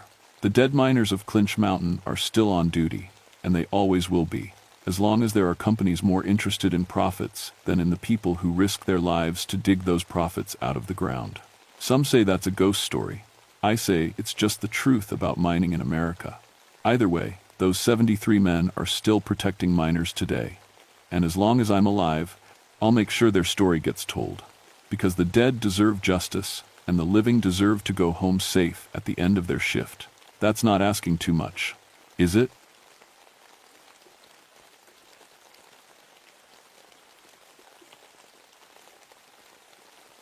My name is Catherine Drummond, and I was the first woman to patrol Dolly Sods alone. They said a woman couldn't handle the wilderness. They were wrong about that. They were right about what was waiting for me. October 1969 inches, the Monongahela National Forest meant early snow and empty trails. Most folks stayed home when the weather turned cold. That's how I liked it. 13 years wearing this ranger uniform, and I still preferred the quiet mountains to dealing with people who thought I didn't belong here. The radio crackled as I checked in from the Dolly Sods Plateau. Base, this is Ranger Drummond, starting my weekly patrol of the wilderness area. Copy, Drummond. Static filled the pause. You sure you don't want backup? Weather's supposed to get worse. I adjusted my pack and looked across the strange, beautiful plateau. Dolly Sods didn't look like the rest of West Virginia. Up here, it felt more like Canada. Open spaces covered in low bushes and scattered rocks, with thick spruce forests around the edges. The early settlers had burned and logged everything flat, leaving this weird, wonderful place behind. I'm fine, Base. Radio check tomorrow at 1800. I clicked off before they could argue. The truth was, I needed to be alone out here. My divorce had just gone through, and every person back in town looked at me like I was broken. Like maybe my ex-husband had been right when he said I cared more about trees than being a proper wife. Maybe he was. The snow crunched under my boots as I headed toward Red Creek. This was my favorite part of the job, the real wilderness education work. I was documenting the unique plants that grew up here, species that couldn't survive anywhere else in the state. Today, I wanted to check on a rare orchid colony I'd found last month. Something felt different, though. Usually, I'd see squirrels, hear birds, maybe spot a deer. Today, the forest was perfectly quiet. Not even wind in the trees. I stopped walking and listened. Nothing. 20 minutes later, I found the first campsite. Someone had set up a small tent in a clearing I'd never seen before, which was strange. I knew every trail and camping spot in this area. The tent was a pretty blue color, and next to it sat a neat pile of firewood and a circle of stones for a fire. But no people. No sounds. No footprints in the snow except my own. Hello? I called out. Anyone here? The silence seemed to swallow my voice. I walked around the camp. Everything was clean and organized, like someone had just stepped away for a few minutes. A small bouquet of wildflowers sat on a flat rock near the tent. Purple asters and goldenrod that shouldn't still be blooming in October. Inside the tent, I found 2 sleeping bags, 2 plates, 2 cups, but only 1 backpack. My skin started to crawl. In 13 years of ranger work, I'd seen plenty of abandoned camps. Usually, they were messy, food scattered around, trash everywhere, gear left behind when people got scared or lost. This looked like someone had carefully set up a romantic campsite for 2 people, then vanished. I pulled out my notebook and wrote down the location, though I couldn't figure out exactly where I was. My compass kept spinning, pointing in different directions every time I looked at it. That was weird too. Compasses didn't just break for no reason. The flowers bothered me most. I knew plants, and those species should have been dead for weeks. But they looked fresh picked, still bright and sweet smelling. I took some photos and continued my patrol. Maybe the campers had gone for a hike and would be back. Maybe there was a simple explanation, but as I walked deeper into the dolly sods, that perfect silence followed me. No birds, no insects, no sound except my boots in the snow and my own breathing. And somehow, I kept smelling those impossible flowers. The second campsite made my hands shake. I found it just before sunset, tucked in a grove of red spruce that definitely hadn't been there on my last patrol. The trees formed a perfect circle around another blue tent, another neat pile of firewood, another bouquet of October flowers that should have been dead. But this time, I could see where someone had been sleeping. 2 sleeping bags, zipped together. The impression of 2 bodies still pressed into the fabric. One larger, one smaller. A woman's hiking boots sat neatly beside the tent opening, still damp with morning dew. No sign of anyone. I called out again, louder this time. Forest Service. Is anyone here? Are you hurt? The echo came back wrong. Instead of fading away, my voice seemed to hang in the air, then change into something that sounded like laughter. Female laughter. Happy laughter. I spun around, searching the trees. Hello, ma'am? I'm a ranger. If you need help. The laughter stopped. The silence pressed down on me like a heavy blanket. Inside this tent, I found something that made my stomach drop. A woman's journal, open to the last entry. Asterisk, day 3. I can't believe how perfect this is. James appeared just when I needed him most. He knows exactly what to say, exactly how to make me feel beautiful. We're going to be married tomorrow in the clearing he showed me. I've never been so happy. I wish this could last forever. Asterisk. The handwriting was shaky, like the woman had been crying while she wrote it, but happy tears from the words. I flipped back through the pages. The woman's name was Linda Morrison, from Pittsburgh. She'd come up here alone for a weekend hiking trip after a bad breakup. The first few entries were sad, full of anger at her ex-boyfriend and worry about hiking alone. Then, halfway through, asterisk, met the most wonderful man today. James helped me set up camp and shared his dinner. He's everything. Tom wasn't kind, funny, really listens when I talk. Going to hike with him tomorrow. Asterisk. After that, every entry glowed with happiness. James was perfect. James understood her like no one ever had. James made her feel like a princess in a fairy tale. The last entry was dated 3 days ago. I checked my incident reports. Linda Morrison had been reported missing 6 days ago when she didn't return from her hiking trip. Search and rescue had found her car at the trailhead but no trace of her. My radio wouldn't work in the grove. Too much interference, like the trees were blocking the signal. I marked the location in my notebook, though the compass still spun wildly. Then I started hiking toward higher ground to call it in. That's when I saw him, just for a second, through the trees ahead of me. A man in a red jacket, walking away from the trail. Tall, broad shoulders, dark hair, moving with the easy confidence of someone who knew these mountains well. Hey, I shouted, stop. Forest Service. He kept walking, disappearing behind a stand of thick spruce.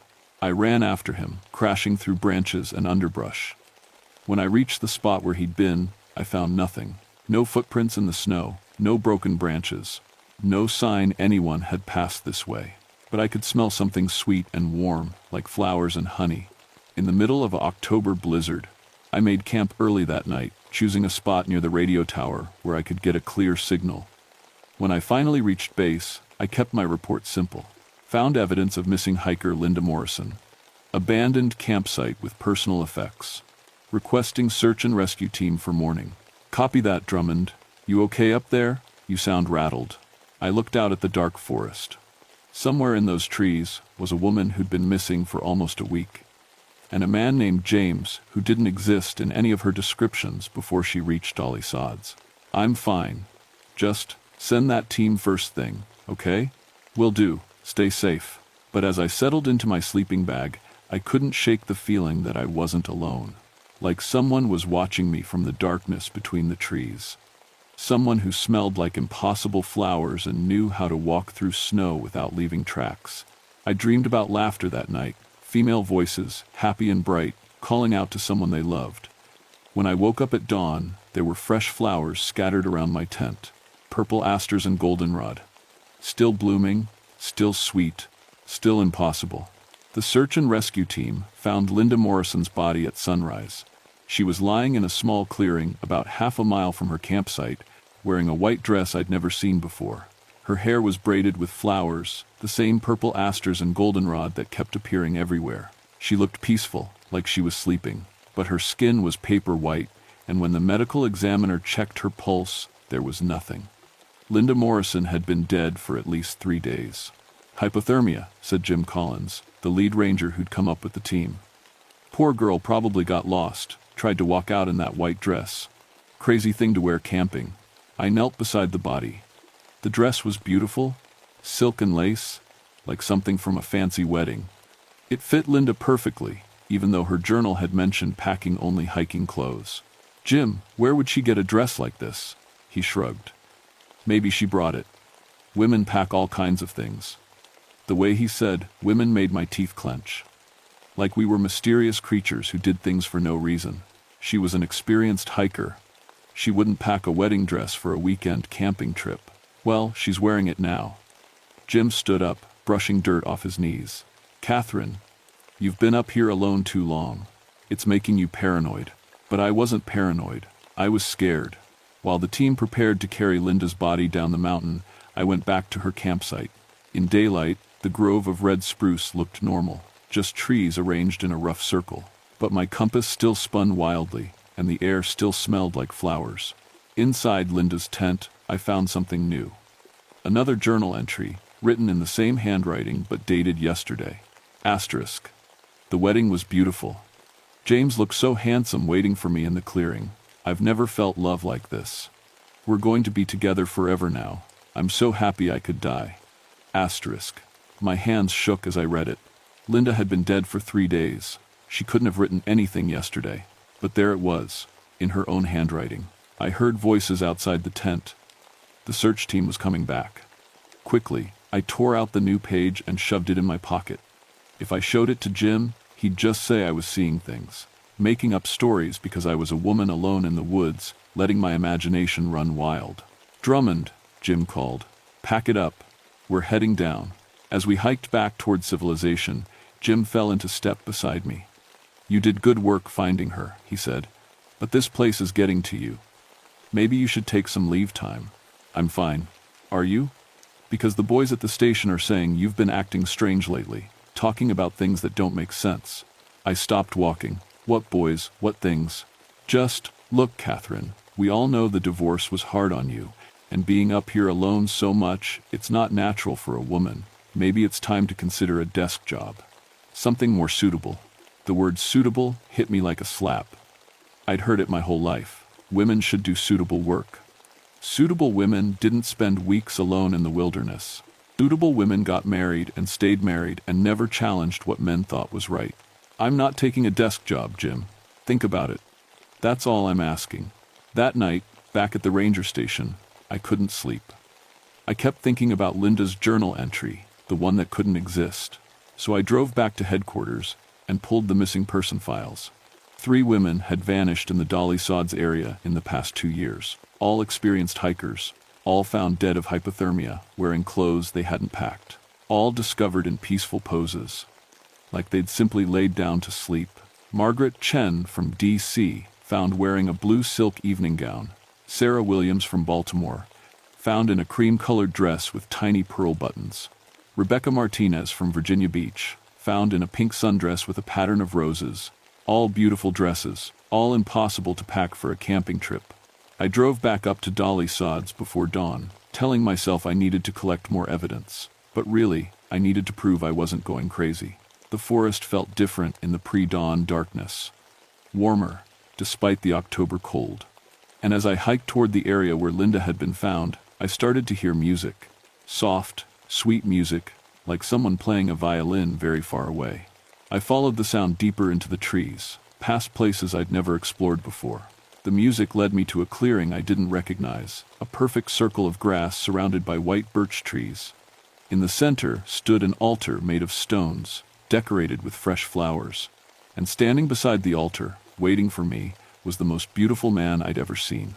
He was tall and strong, with kind eyes and a gentle smile. He wore a simple white shirt and dark pants, and when he saw me, his face lit up like I was the answer to every prayer he'd ever said. "Catherine," he said, and his voice was warm honey, "I've been waiting for you. I should have run." Every instinct I'd developed in 13 years of wilderness work screamed at me to turn around and get out of that clearing. But when he said my name, something deep inside me melted. "How do you know who I am?" He stepped closer, and I caught that sweet scent again. Flowers and honey and something else. Something that made me want to breathe deeper. Step closer, trust him completely. "I know you're brave," he said. "I know you're lonely. I know you're tired of fighting for everything you've earned." He was right about all of it. I was tired of proving myself over and over, tired of sleeping alone, tired of being looked at like I was broken or wrong or somehow less than. "What's your name?" I asked. "James." Of course it was James, the same name from Linda's journal, but somehow that didn't seem important anymore. "Would you like to sit with me, Catherine? Just for a minute?" There was a fallen log near the altar, perfectly positioned like a bench. I found myself walking toward it, even though part of my mind was screaming warnings I couldn't quite hear. We sat together in the dawn light, and he told me about himself. He'd been living in these mountains for years, he said. He loved the wilderness like I did. He understood what it meant to feel out of place in the world, to be different from everyone else. "You're not like other women," he said, and the words wrapped around me like a warm blanket. "You're special, strong, independent." I'd never had anyone say those words like they were good things. As the sun rose higher, he showed me around the clearing. He knew the name of every plant, every bird call. He pointed out details I'd never noticed before. The way the morning light filtered through the birch leaves, the perfect symmetry of the stone altar, the soft grass that felt like carpet under our feet. "This could be our place," he said softly. "Just ours. No one to judge you, no one to tell you what you should or shouldn't do." It was everything I'd ever wanted to hear. We spent the day together, talking and laughing and sharing stories. He brought out a picnic lunch that seemed to appear from nowhere. Fresh bread, cheese, wine that tasted like summer. I told him about my divorce, about the constant fight to be taken seriously as a ranger, about how lonely I'd been. He listened like no one had ever listened before. As evening approached, he took my hands in his. His skin was warm despite the October cold. "Catherine," he said, "I want to ask you something important." My heart started beating faster. In the back of my mind, a tiny voice was screaming about missing women and impossible journal entries and bodies in wedding dresses. But that voice felt very far away. "Will you marry me?" The words hung in the air like music. I looked into his kind eyes and saw my future there. No more loneliness, no more fighting, no more proving myself to people who would never accept me anyway. Just love. Just peace. "Yes," I whispered. He smiled, and for just a second, his face seemed to shift. For just a moment, I thought I saw something else underneath, something hungry and ancient and not human at all. But then he was kissing me, and the world went soft and warm and perfect. When I opened my eyes, I was wearing a white dress. It was beautiful, silk and lace and tiny pearl buttons, exactly my size, exactly my style. I couldn't remember changing clothes, but somehow I was standing at the altar in the clearing, holding a bouquet of purple asters and goldenrod. And James was beside me, wearing a black suit, looking more handsome than any real man had the right to be. "You're so beautiful, Catherine," he said. "Are you ready?" Ready for what? I tried to think, but my mind felt foggy. Somewhere far away, that tiny voice was still screaming. Something about Linda Morrison, something about dead women in impossible dresses. I started to say something, but James put a finger to my lips. "Shh. Don't think so much. Just feel." He was right. Thinking was hard. Feeling was easy, and I felt loved and wanted and perfect. The ceremony began without a minister, without witnesses, without anything but the two of us and the stone altar and the flowers. James spoke words in a language I didn't recognize, but somehow I understood them. Promises of eternal love. Vows to be together forever. "Do you, Catherine, take me as your husband, for all time, in this life and whatever comes after?" The words should have scared me. Instead, they felt like coming home. "I do. Do you give me your heart, your soul, your very essence, to cherish and protect forever?" That tiny voice was screaming louder now. Something was wrong. Something was very, very wrong. But James was so beautiful. And I was so tired of being alone. "I do." He smiled, and this time I clearly saw his face change. His features shifted like water, becoming more beautiful, more perfect, more exactly what I wanted to see. His eyes went black for just a moment, and his teeth looked sharp. "Then kiss me, my bride. Seal our bond forever." He leaned toward me, and I could feel something pulling at my chest, like he was drawing something out of me, something important, something I needed to live. The tiny voice in my head became a roar. I jerked backward, stumbling away from the altar. The bouquet fell from my hands, and when it hit the ground, the flowers turned black and crumbled to dust. "No." My voice came out as a croak. "No, this isn't right." James's perfect face twisted with anger. "Catherine, don't ruin this. We're so close to forever." But I was remembering now. Linda Morrison, dead in a white dress. Margaret Chen in blue silk. Sarah Williams in cream and pearls. All of them found peaceful and drained and dead. All of them married to James. "You killed them," I whispered. His beautiful mask slipped away completely. What stood in front of me wasn't human. It was something old and hungry, with shifting features and black eyes and a smile full of sharp teeth. "I loved them," it said, "just like I love you. They gave themselves to me willingly. They were happy. They're dead. They're with me forever." Isn't that what every woman wants? Perfect love that never ends? I backed toward the edge of the clearing, but the trees had changed. Instead of birches, they were thick spruces that formed an unbreakable wall. I was trapped.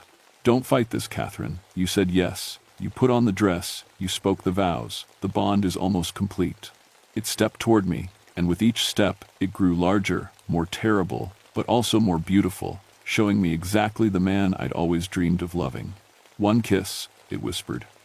"That's all. One kiss, and you'll never be lonely again, never be afraid again, never have to prove yourself to anyone again."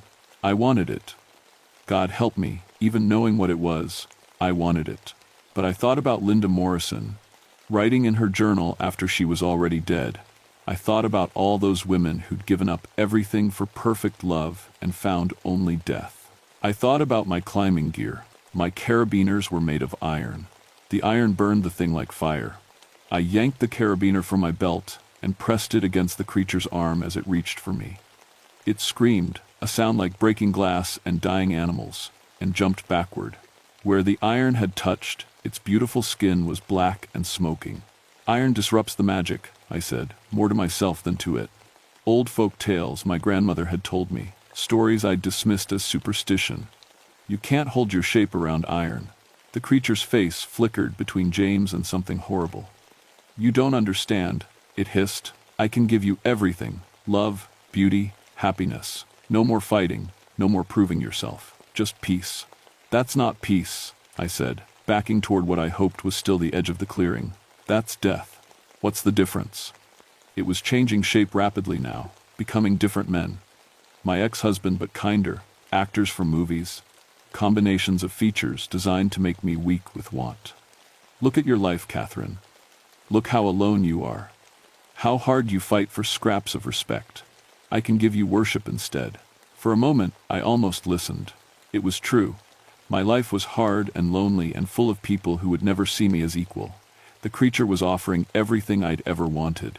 But Linda Morrison had wanted the same thing. And now she was dead. I pulled out my other carabiners, holding them like weapons. The creature backed away, its beautiful faces twisting with rage and hunger. "This isn't over," it said. "There are other mountains, other lonely women. You can't save them all. Maybe not. But I can save myself."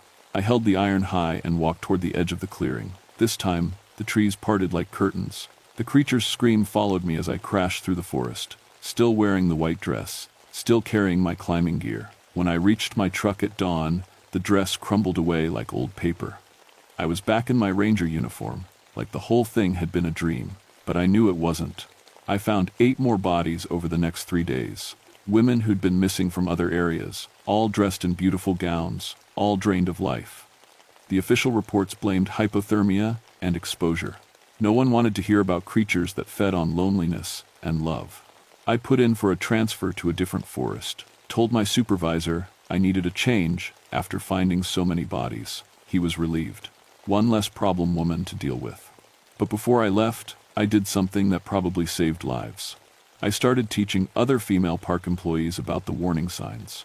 How to recognize when someone was too perfect, too understanding, too exactly what you wanted. How loneliness could make you vulnerable to things that hunted by offering love. Most of them thought I was crazy. A few listened. I still work in the wilderness, 30 years later. I never married.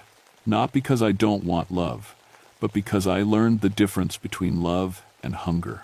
Between someone who accepts you and someone who wants to consume you. Sometimes I get reports from other forests. Women hikers found dead in impossible dresses. Always peaceful. Always alone. Always after meeting a helpful man named James or David or Michael. The creature was right. I can't save them all. But I try to save the ones I can. And I keep iron carabiners on my belt, just in case something perfect ever tries to love me to death again. The Dolly Sods is still beautiful. Still strange, still full of plants and places that don't exist anywhere else. I just don't hike there alone anymore. Not because I'm afraid of the wilderness, because I'm afraid of what hunts there, wearing the face of everything a lonely woman thinks she wants. Love should make you stronger, not steal your strength. Love should set you free, not trap you in a perfect prison. And love should never, ever require you to die for it. Remember that, if you're ever in the mountains and meet someone too good to be true. Remember that and keep some iron close. Just in case.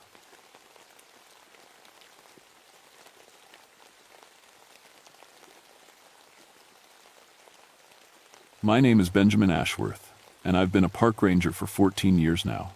Before that, I spent 2 tours in Vietnam, crawling through jungles that wanted to kill me in a dozen different ways. I thought I knew what death looked like. I thought I understood disease and suffering. I was wrong. It was June of 1974 when everything started going bad at Laurel Falls. The heat that summer was something else, thick and heavy like a wet blanket you couldn't shake off. I was working the trail maintenance in Cherokee National Forest, mostly alone since my partner got called away for a wildfire up north. Didn't bother me much. After Vietnam, I preferred the quiet. The rhododendron was in full bloom that month, creating these tunnel-like passages along the trails. Beautiful, sure, but they made the paths feel like you were walking through green caves. Sometimes you couldn't see more than 10 feet ahead. The flowers were pretty, but they made the air smell too sweet, almost sickly. I'd been married to Sarah for 12 years, and we had our daughter Emma. Sweet kid, but she was born with this rare blood disease that the doctors couldn't fix. Sarah blamed me for it. Said it was something I brought back from the war, some chemical or poison that got into my blood. Maybe she was right, I didn't know anymore. That's why I took extra shifts in the park. The overtime money helped pay for Emma's treatments, and honestly, it was easier than being home watching Sarah cry over our daughter's medicine bottles. The area around Laurel Falls had always felt different from the rest of the forest. The Cherokee used to bring their sick there, back in the old days. There was something about the water, they said. Of course, that was before the influenza pandemic in 1918. Lost a lot of people that year, buried them quick and quiet up in the hills. Old-timers still talked about it sometimes, but I didn't put much stock in ghost stories. I was a practical man. In the Army, they taught us that every problem has a solution, and every solution involves the right tool and the right training. Disease, you fight it with medicine. Enemy, you fight them with weapons. Fear, you fight it with facts and preparation. That Tuesday morning started normal enough. I was checking the trail markers near the falls when I found the first hiker. Young woman, maybe 25, sitting on a log beside the path. At first I thought she was just resting, but when I got closer, I could see something was wrong. Miss, you okay? She looked up at me with these glassy eyes. Her skin was pale and sweaty, even though it wasn't that hot yet. I don't feel right, she said. Her voice was weak, like she'd been sick for days.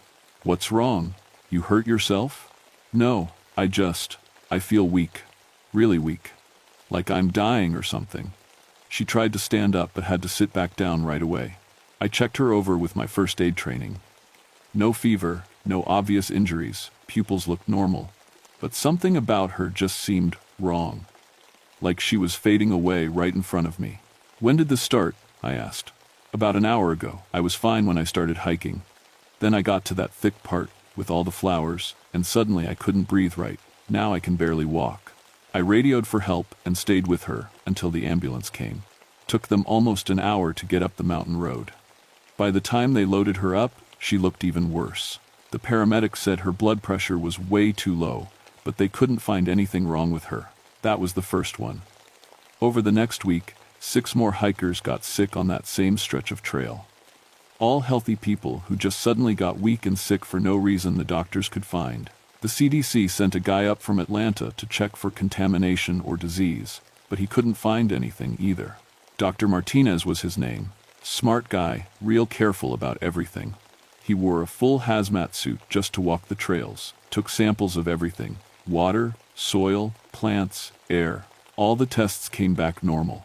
It's the strangest thing, he told me on his 3rd day there.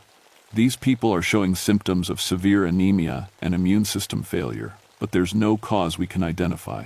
No bacteria, no virus, no chemicals, no radiation, nothing. That's when I started paying closer attention to the area itself. I'd walked those trails hundreds of times, but now I was really looking, and what I saw made my skin crawl. The vegetation was wrong. Not all of it, just patches here and there. In perfect circles, maybe 10 feet across, the rhododendron leaves were turning brown and curly. The flowers were dropping off early, but right next to these dead spots, everything else was growing like crazy, too green, too thick.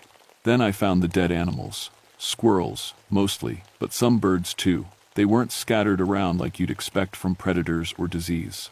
They were arranged in neat little rows, like someone had lined them up on purpose. All of them looked thin and sick, even though there was plenty of food around. The smell was the worst part. In those dead patches, there was this sweet, rotten smell, like flowers mixed with sickness. It reminded me of the field hospitals in Vietnam, that smell of medicine and death that got into your clothes and never came out. My radio started acting up around those spots too. Instead of clear signals, I'd get static that almost sounded like breathing. Slow, labored breathing, like someone dying of lung disease. But I was still thinking logically. Had to be environmental contamination of some kind. Maybe something buried in the old days, or chemicals from a plane crash. I reported it all to my supervisor and recommended they close that section of trail until we figured out what was making people sick. That's what I believed then, that it was something normal, something we could understand and fix. I was about to learn how wrong I was. The next morning, I got a call that changed everything. Another hiker was down, but this one was different. She was still conscious, still talking, but she couldn't move. I found her about a quarter mile up the trail, lying on her back in a patch of dying rhododendron. Young college kid, maybe 19 or 20. Her eyes were wide open and tracking me, but the rest of her body was completely still. "Help me," she whispered when I knelt down beside her. I can't move anything." "What happened? Did you fall?" "No, I was sleeping, right here." I know that was stupid, but I got so tired all of a sudden. Then something crawled over me. My skin went cold. "What do you mean, crawled over you?" It was heavy and wet. I could feel it moving across my chest, but I couldn't open my eyes. It touched my face with its hands, and they were wrong. Sick, really sick. I looked around the area where she was lying. The ground was soft from recent rain, and I could see her footprints where she'd walked in. But there were other marks, too. Handprints, but not normal ones. They were too long, with fingers that seemed to drag through the dirt. And where these prints were, the ground looked diseased, dark and oily. Did you see what it was? No, but I heard it breathing, real slow and wet, like it was drowning, and it smelled like a hospital, like medicine and sickness. I called for another ambulance and tried to keep her talking while we waited. She said her name was Lisa, and she was hiking alone because her boyfriend had broken up with her. She'd been feeling fine until she reached this particular spot, then suddenly got overwhelmingly tired. The weird thing is, she said, I dreamed about it before it happened. In my dream, I was lying here just like this, and this thing came crawling through the bushes. It looked like a person, but wrong. Sick.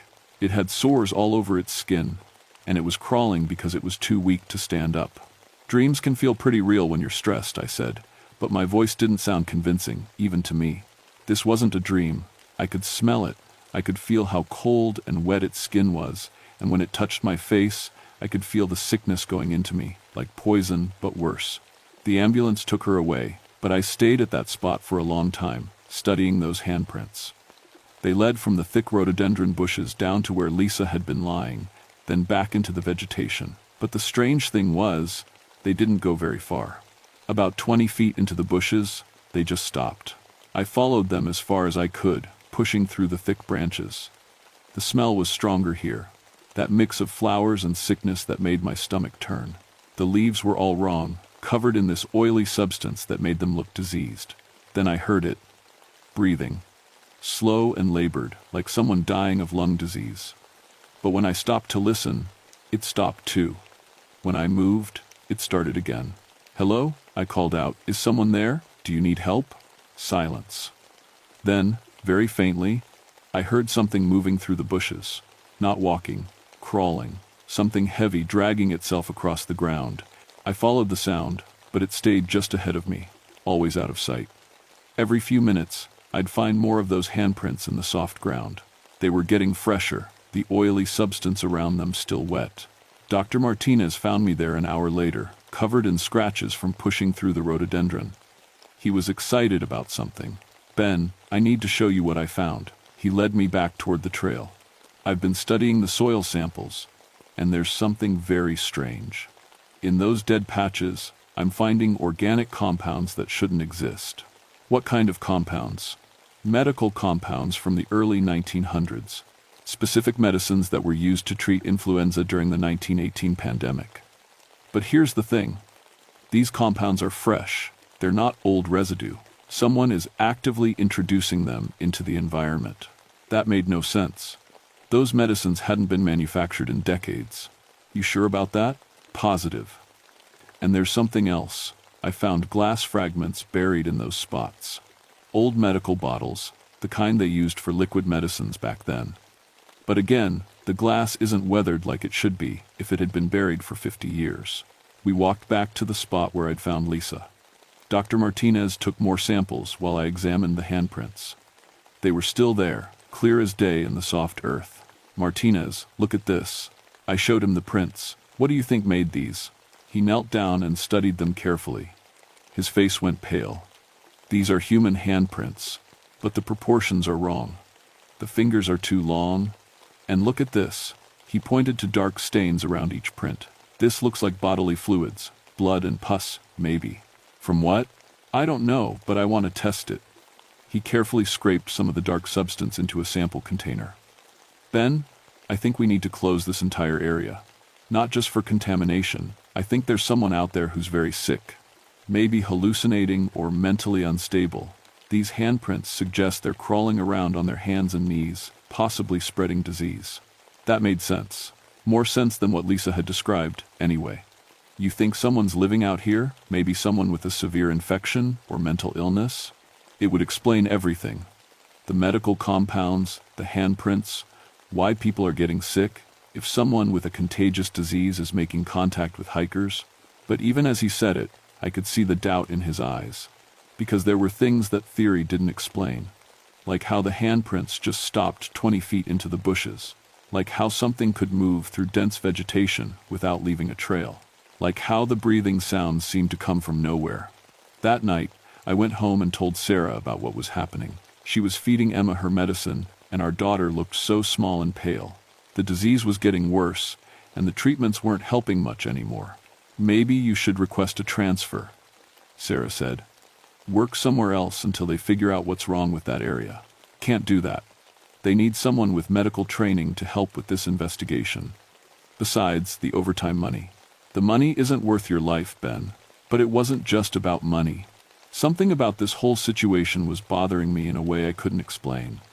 It felt personal, like something was specifically targeting the people who came to that area. And I had this growing feeling that it was getting stronger. The next morning, I got a call that proved I was right. Dr. Martinez had been found unconscious on the trail, wearing full protective gear. He'd been fine the day before, but now he was in the hospital with the same mysterious illness as all the others. Whatever was out there, it didn't care about hazmat suits or scientific explanations, and it was coming for anyone who got too close to its territory. I visited Dr. Martinez in the hospital that afternoon. He looked terrible, pale, and weak, like all the others. But he was still conscious, still trying to make sense of what had happened to him. "It doesn't make sense, Ben," he whispered. His voice was so weak, I had to lean close to hear him. I was wearing full protective gear, filtered air supply, sealed suit, everything. There's no way I could have been exposed to a biological contaminant. "Tell me what happened." "I was taking samples near that spot where you found the handprints. Everything was normal, all my instruments were working fine. Then I started hearing things." "What kind of things?" "Breathing. But not regular breathing. It sounded like someone drowning in their own lungs, and it was coming from right behind me, but when I turned around, nothing was there." He closed his eyes, remembering. "Then I felt it, something touching my suit. I could see the fabric moving, like fingers were running along it, but I couldn't see what was doing it. That's when my air supplies started acting up." "Acting up how?" "The air started tasting wrong, sweet and sick, like breathing in a room full of dying flowers. But that's impossible. The suit has its own air supply. Nothing should have been able to get in." I asked him about the test results on the dark substance around the handprints. His face got even paler. "That's the strangest part. The fluid contains traces of every major pandemic disease from the last century. Influenza, tuberculosis, cholera, typhus, diseases that were wiped out decades ago. But they're not active infections. It's like the memory of disease." "What does that mean?" "I don't know. The compounds are there, but they're not behaving like normal biological agents. It's as if something is recreating the molecular signature of historical diseases without actually creating the diseases themselves." That night, I couldn't sleep. I kept thinking about what Martinez had said and about the history of that area. The Cherokee had brought their sick there for generations. Then came 1918, and the influenza pandemic killed hundreds of people in these mountains. They buried them quickly, in mass graves up in the hills. The next morning, I decided to do some research at the County Historical Society. Mrs. Henderson, who ran the place, was an old Cherokee woman who knew all the local stories. "Oh yes," she said when I asked about the Laurel Falls area. "That's where the sickness spirit lives. My grandmother told me about it when I was young." Sickness spirit? During the pandemic, so many people died that they couldn't bury them properly. Just dug big holes and put them all together. But according to Cherokee belief, when people die from disease and aren't given proper burial rites, their spirits can't rest. They become hungry for the life they lost. She pulled out an old book with faded photographs. "Look here, this is from 1919, after the pandemic ended." The photograph showed a group of men standing around several large holes in the ground.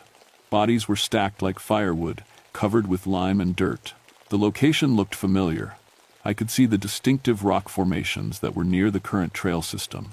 My grandmother said the spirit would crawl through the forest, looking for healthy people to share its sickness with. She said it looked like a person, but covered in the diseases that killed it. And it couldn't stand up because it was too weak, so it crawled on its hands and knees. The description made my blood run cold. It was exactly what Lisa had told me. "Mrs. Henderson, did your grandmother ever say how to stop something like this?" She said you had to cleanse the burial ground, purify it with fire and prayer. But that was just old superstition. You don't believe in such things, do you, Mr. Ashworth? I didn't answer. 2 days ago, I would have said no. But now I wasn't sure what I believed.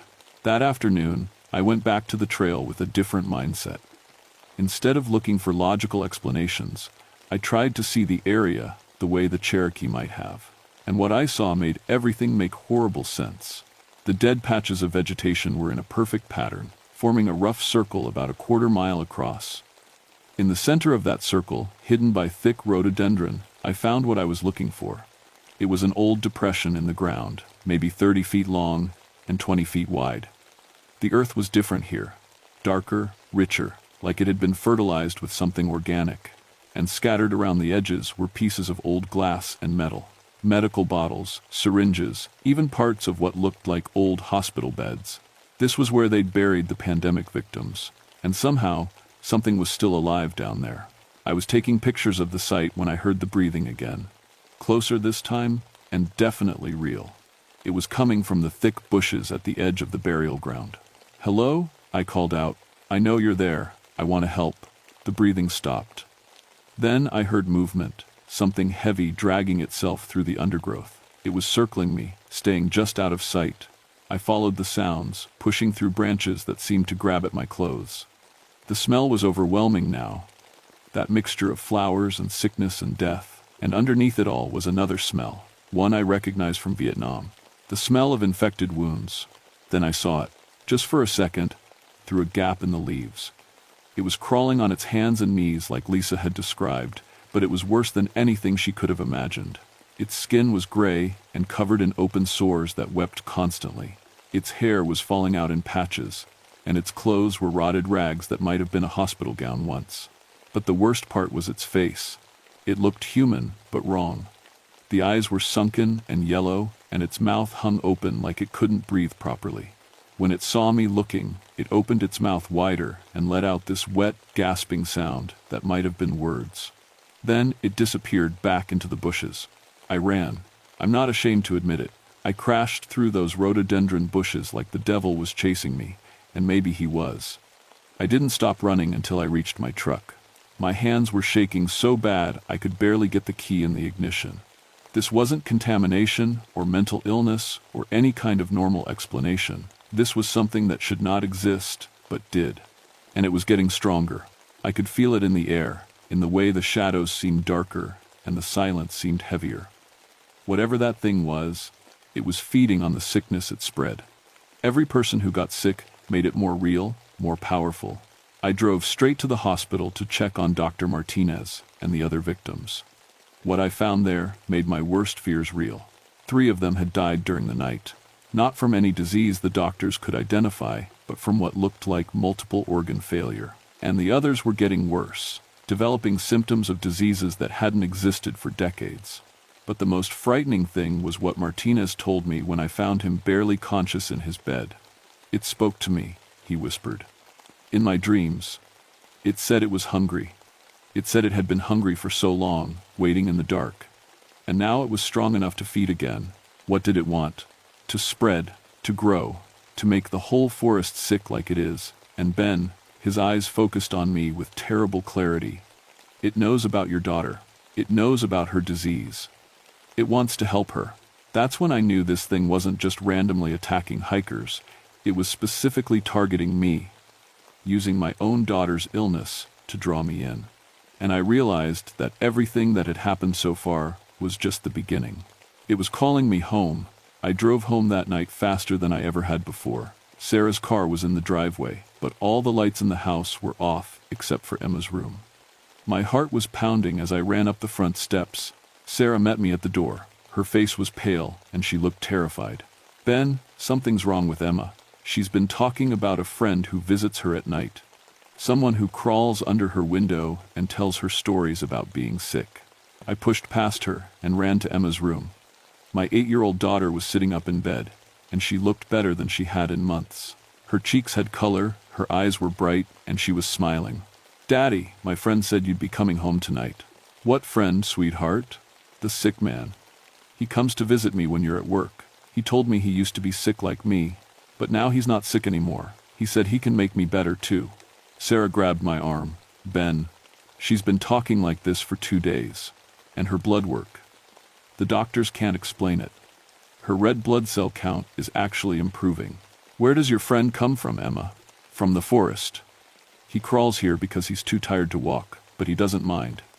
He says when you're really sick for a long time, you learn to live with it.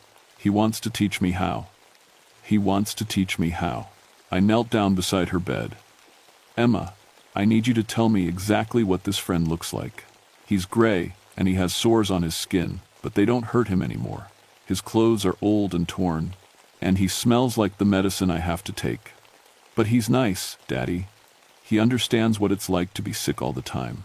Sarah was crying quietly behind me. Ben, what's happening to our daughter? I knew exactly what was happening. That thing had found Emma and was trying to make her like itself. It was using her disease as a connection, promising to take away her pain by making her something else entirely. Emma, I need you to promise me something. If your friend comes back, don't let him touch you. Don't let him come close to you at all. But Daddy, he's trying to help me. I know, sweetheart, but his kind of help isn't good help. Promise me. She nodded, but I could see the confusion in her eyes. She was 8 years old and in pain all the time, and something had offered to make that pain go away. How could she understand that some cures are worse than the disease? That night, I sat in Emma's room with my old service pistol loaded and ready. Sarah thought I was losing my mind, but she didn't argue. Around midnight, I heard it, scratching at the window, slow and deliberate, like fingernails on glass. Emma sat up in bed. Daddy, my friend is here. Stay in bed, Emma. Don't move. The scratching continued, and then I heard that wet, labored breathing from outside the window. A shadow moved across the glass, something pressed against it from the outside. Then it spoke. Its voice was wet and broken, like someone talking with fluid in their lungs. Let me in, Benjamin. Let me help her. I know what it's like to watch your child suffer. I had children once, before the sickness took them. I can save her from that pain. Stay away from my daughter. You don't understand. I'm not here to hurt her. I'm here to free her. She's dying anyway, you know that. The doctors can't stop it, but I can. I can make her strong like me. She'll never feel pain again. The shadow at the window grew larger, and I could hear wet sounds like something pressing its body against the glass. Look at me, Benjamin. See what I really am. Against my better judgment, I looked at the window. The thing outside was pressed flat against the glass, and I could see it clearly for the first time. It had once been human, but the diseases had changed it into something else. Its skin was gray and mottled, covered in sores that wept constantly. Its eyes were yellow and filmed over, but they were looking right at me. I was a doctor, it said. During the pandemic, I tried to save everyone, but the sickness took them anyway. It took my wife, my children, my patients, then it took me. But I didn't die, Benjamin. I learned to live with the sickness, to make it part of me, and now I can share that gift. You're dead. You died in 1918. Death is just another kind of sickness, and I've learned to live with that too. Emma was staring at the window, fascinated. Daddy, he's right. He could help me. I wouldn't hurt anymore. Emma, no, that's not help. That's not living. The thing at the window started scratching again, more urgently this time. Let me in, Benjamin, or I'll find another way. I've been patient, but I'm getting stronger. Soon, I won't need your permission. I raised my pistol and aimed it at the window. Get away from my family. It laughed, a wet bubbling sound. Bullets won't hurt me, soldier. I'm already dead. But fire might work. Fire cleanses sickness. The Cherokee knew that.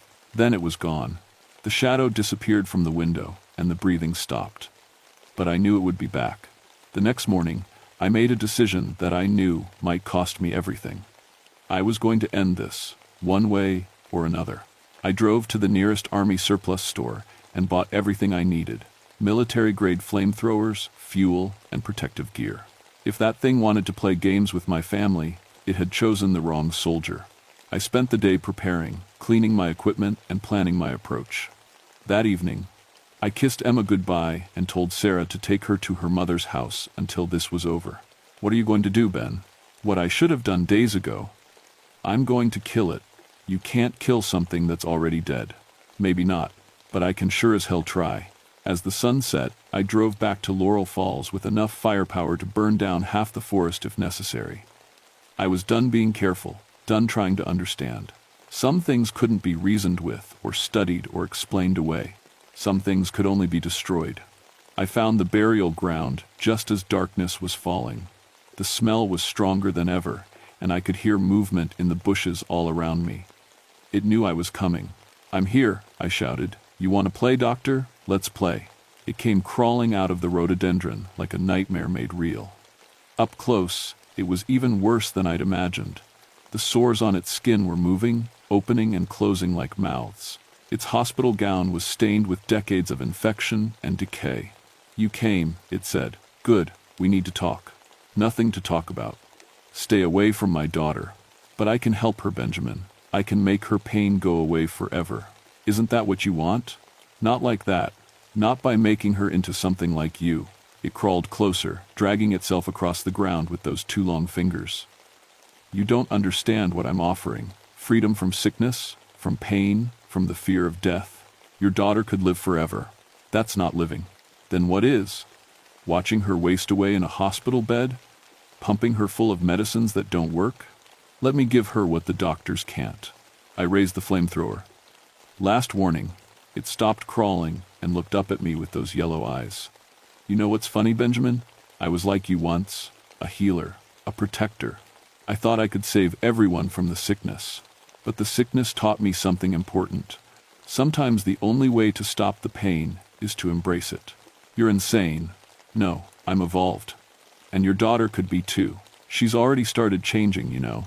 My visits have been preparing her. Soon, she won't need those medicines anymore. Soon she'll be like me." That's when I pulled the trigger. The flame hit it square in the chest, and it screamed. Not a human scream, but the sound of 100 people dying all at once. The fire spread across its diseased skin, and I could smell burning flesh mixed with that sweet, sick odor. But it didn't die. It kept crawling toward me, even as the flames consumed it. "Fire cleanses," it said, its voice now just a whisper. "Thank you, Benjamin. I've been waiting so long to be clean again." As it burned, the diseased vegetation around the burial ground started burning too. The flames spread in perfect circles, cleansing the infected earth. And slowly, finally, the thing stopped moving. But even as it died, it spoke one last time. "Too late," it whispered. "She's already changing. You can kill me, but you can't stop what I've started." I burned everything. The burial ground, the diseased plants, even the old medical equipment scattered around the area. I burned until there was nothing left but clean earth and ash. Then I drove home as fast as I could, praying I wasn't too late to save my daughter. I found Sarah and Emma at Sarah's mother's house. Emma was sleeping, and for the first time in weeks, she looked peaceful. Sarah was sitting beside her bed, holding her hand. "How is she?" I asked quietly. "Better. The doctors can't explain it, but her blood work has improved dramatically. They're calling it a miracle." Sarah looked at me with tears in her eyes. "Ben, what happened out there? It's over. The thing that was making people sick, it's gone." "What about Emma? She's been asking for her friend. She won't be seeing him anymore." Over the next few days, all the hikers in the hospital started getting better. Their mysterious illnesses just faded away, like they'd never existed. Dr. Martinez made a full recovery and went back to Atlanta with a report that blamed the outbreak on an unknown environmental contamination that had mysteriously cleared up. The trail system around Laurel Falls was closed permanently. Officially, it was due to unstable geological conditions. Unofficially, the Park Service didn't want to take any chances. Emma's disease went into remission. The doctor said it was impossible, that her condition doesn't just get better on its own, but they couldn't argue with the test results. Within a month, she was running around like any normal kid. But I noticed things. Small things that worried me. Sometimes, late at night, I'd catch her talking to herself in her room. When I asked who she was talking to, she'd say, "No one," and change the subject.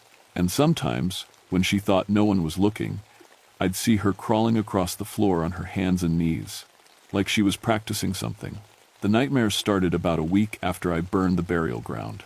Dreams of crawling through diseased vegetation, of touching sick people and making them better, of being hungry for something I couldn't name. I'd wake up with the taste of infection in my mouth and the smell of sickness in my nose. Sarah noticed the changes in me too. "You're different, Ben. Distant. Like you're thinking about something else all the time." She was right. I was thinking about what that thing had told me, that fire cleanses, but also that I was too late to stop what it had started with Emma. 6 months later, I got a call from a ranger station in North Carolina. They were having problems with hikers getting mysteriously sick on a trail near an old cemetery. The symptoms were familiar: sudden weakness, unexplained anemia, and stories about something crawling through the woods at night. I drove down there on my day off. The cemetery was from the Civil War era, full of soldiers who died from disease rather than battle wounds. And in the woods nearby, I found the same signs: diseased vegetation in perfect circles, dead animals arranged in patterns, and that sweet, sick smell that I'd learned to recognize. But this time was different. This time, I understood what I was looking at. The thing I'd killed wasn't unique. It was just one of many, scattered across the country wherever people had died from disease and been buried improperly. And they were all getting stronger. I started keeping a journal, documenting every case I could find, always near old burial grounds, always following the same pattern. The Cherokee had been right about one thing: spirits of the diseased dead don't rest easy. But they'd been wrong about something else. Fire doesn't always cleanse. Sometimes it just spreads the infection to new places. Emma is 12 now, and her health is perfect. Too perfect. She never gets colds, never gets hurt, heals from cuts and scrapes faster than she should. And sometimes, when she thinks I'm not looking, I catch her doing things that no normal kid should be able to do. Last week, I found her in the backyard with a dying bird. She was holding it in her hands, and I watched its broken wing heal right in front of my eyes. When she saw me watching, she just smiled and said, "I learned how to help things, Daddy, just like my friend taught me." The bird flew away, completely healed. And Emma went inside to wash her hands, humming a song I'd never heard before. I still work for the Park Service, but now I specialize in a different kind of problem. When rangers report mysterious illnesses near historical sites, they call me. I've become an expert in something that officially doesn't exist. Sarah doesn't know what I really do on these trips. She thinks I'm just consulting on environmental contamination cases. It's better that way. She doesn't need to know that her daughter isn't entirely human anymore, or that her husband spends his time hunting things that crawl through forests, spreading supernatural disease. But every night, I check Emma's room, and every night, I make sure my flamethrower is clean and ready. Because I've learned something important over the past few years. The thing in the rhododendron was right about one thing. Sometimes the only way to stop the pain is to embrace it. I just haven't decided yet whether I'm going to stop my daughter from becoming what she's becoming or help her learn to control it. The sickness is spreading, one healing touch at a time. And I'm the only one who knows how to fight it. The question is, do I want to? My name is Benjamin Ashworth, and I've seen things that would make most people lose their minds. But the worst part isn't the monsters in the forest. The worst part is that sometimes they're trying to help.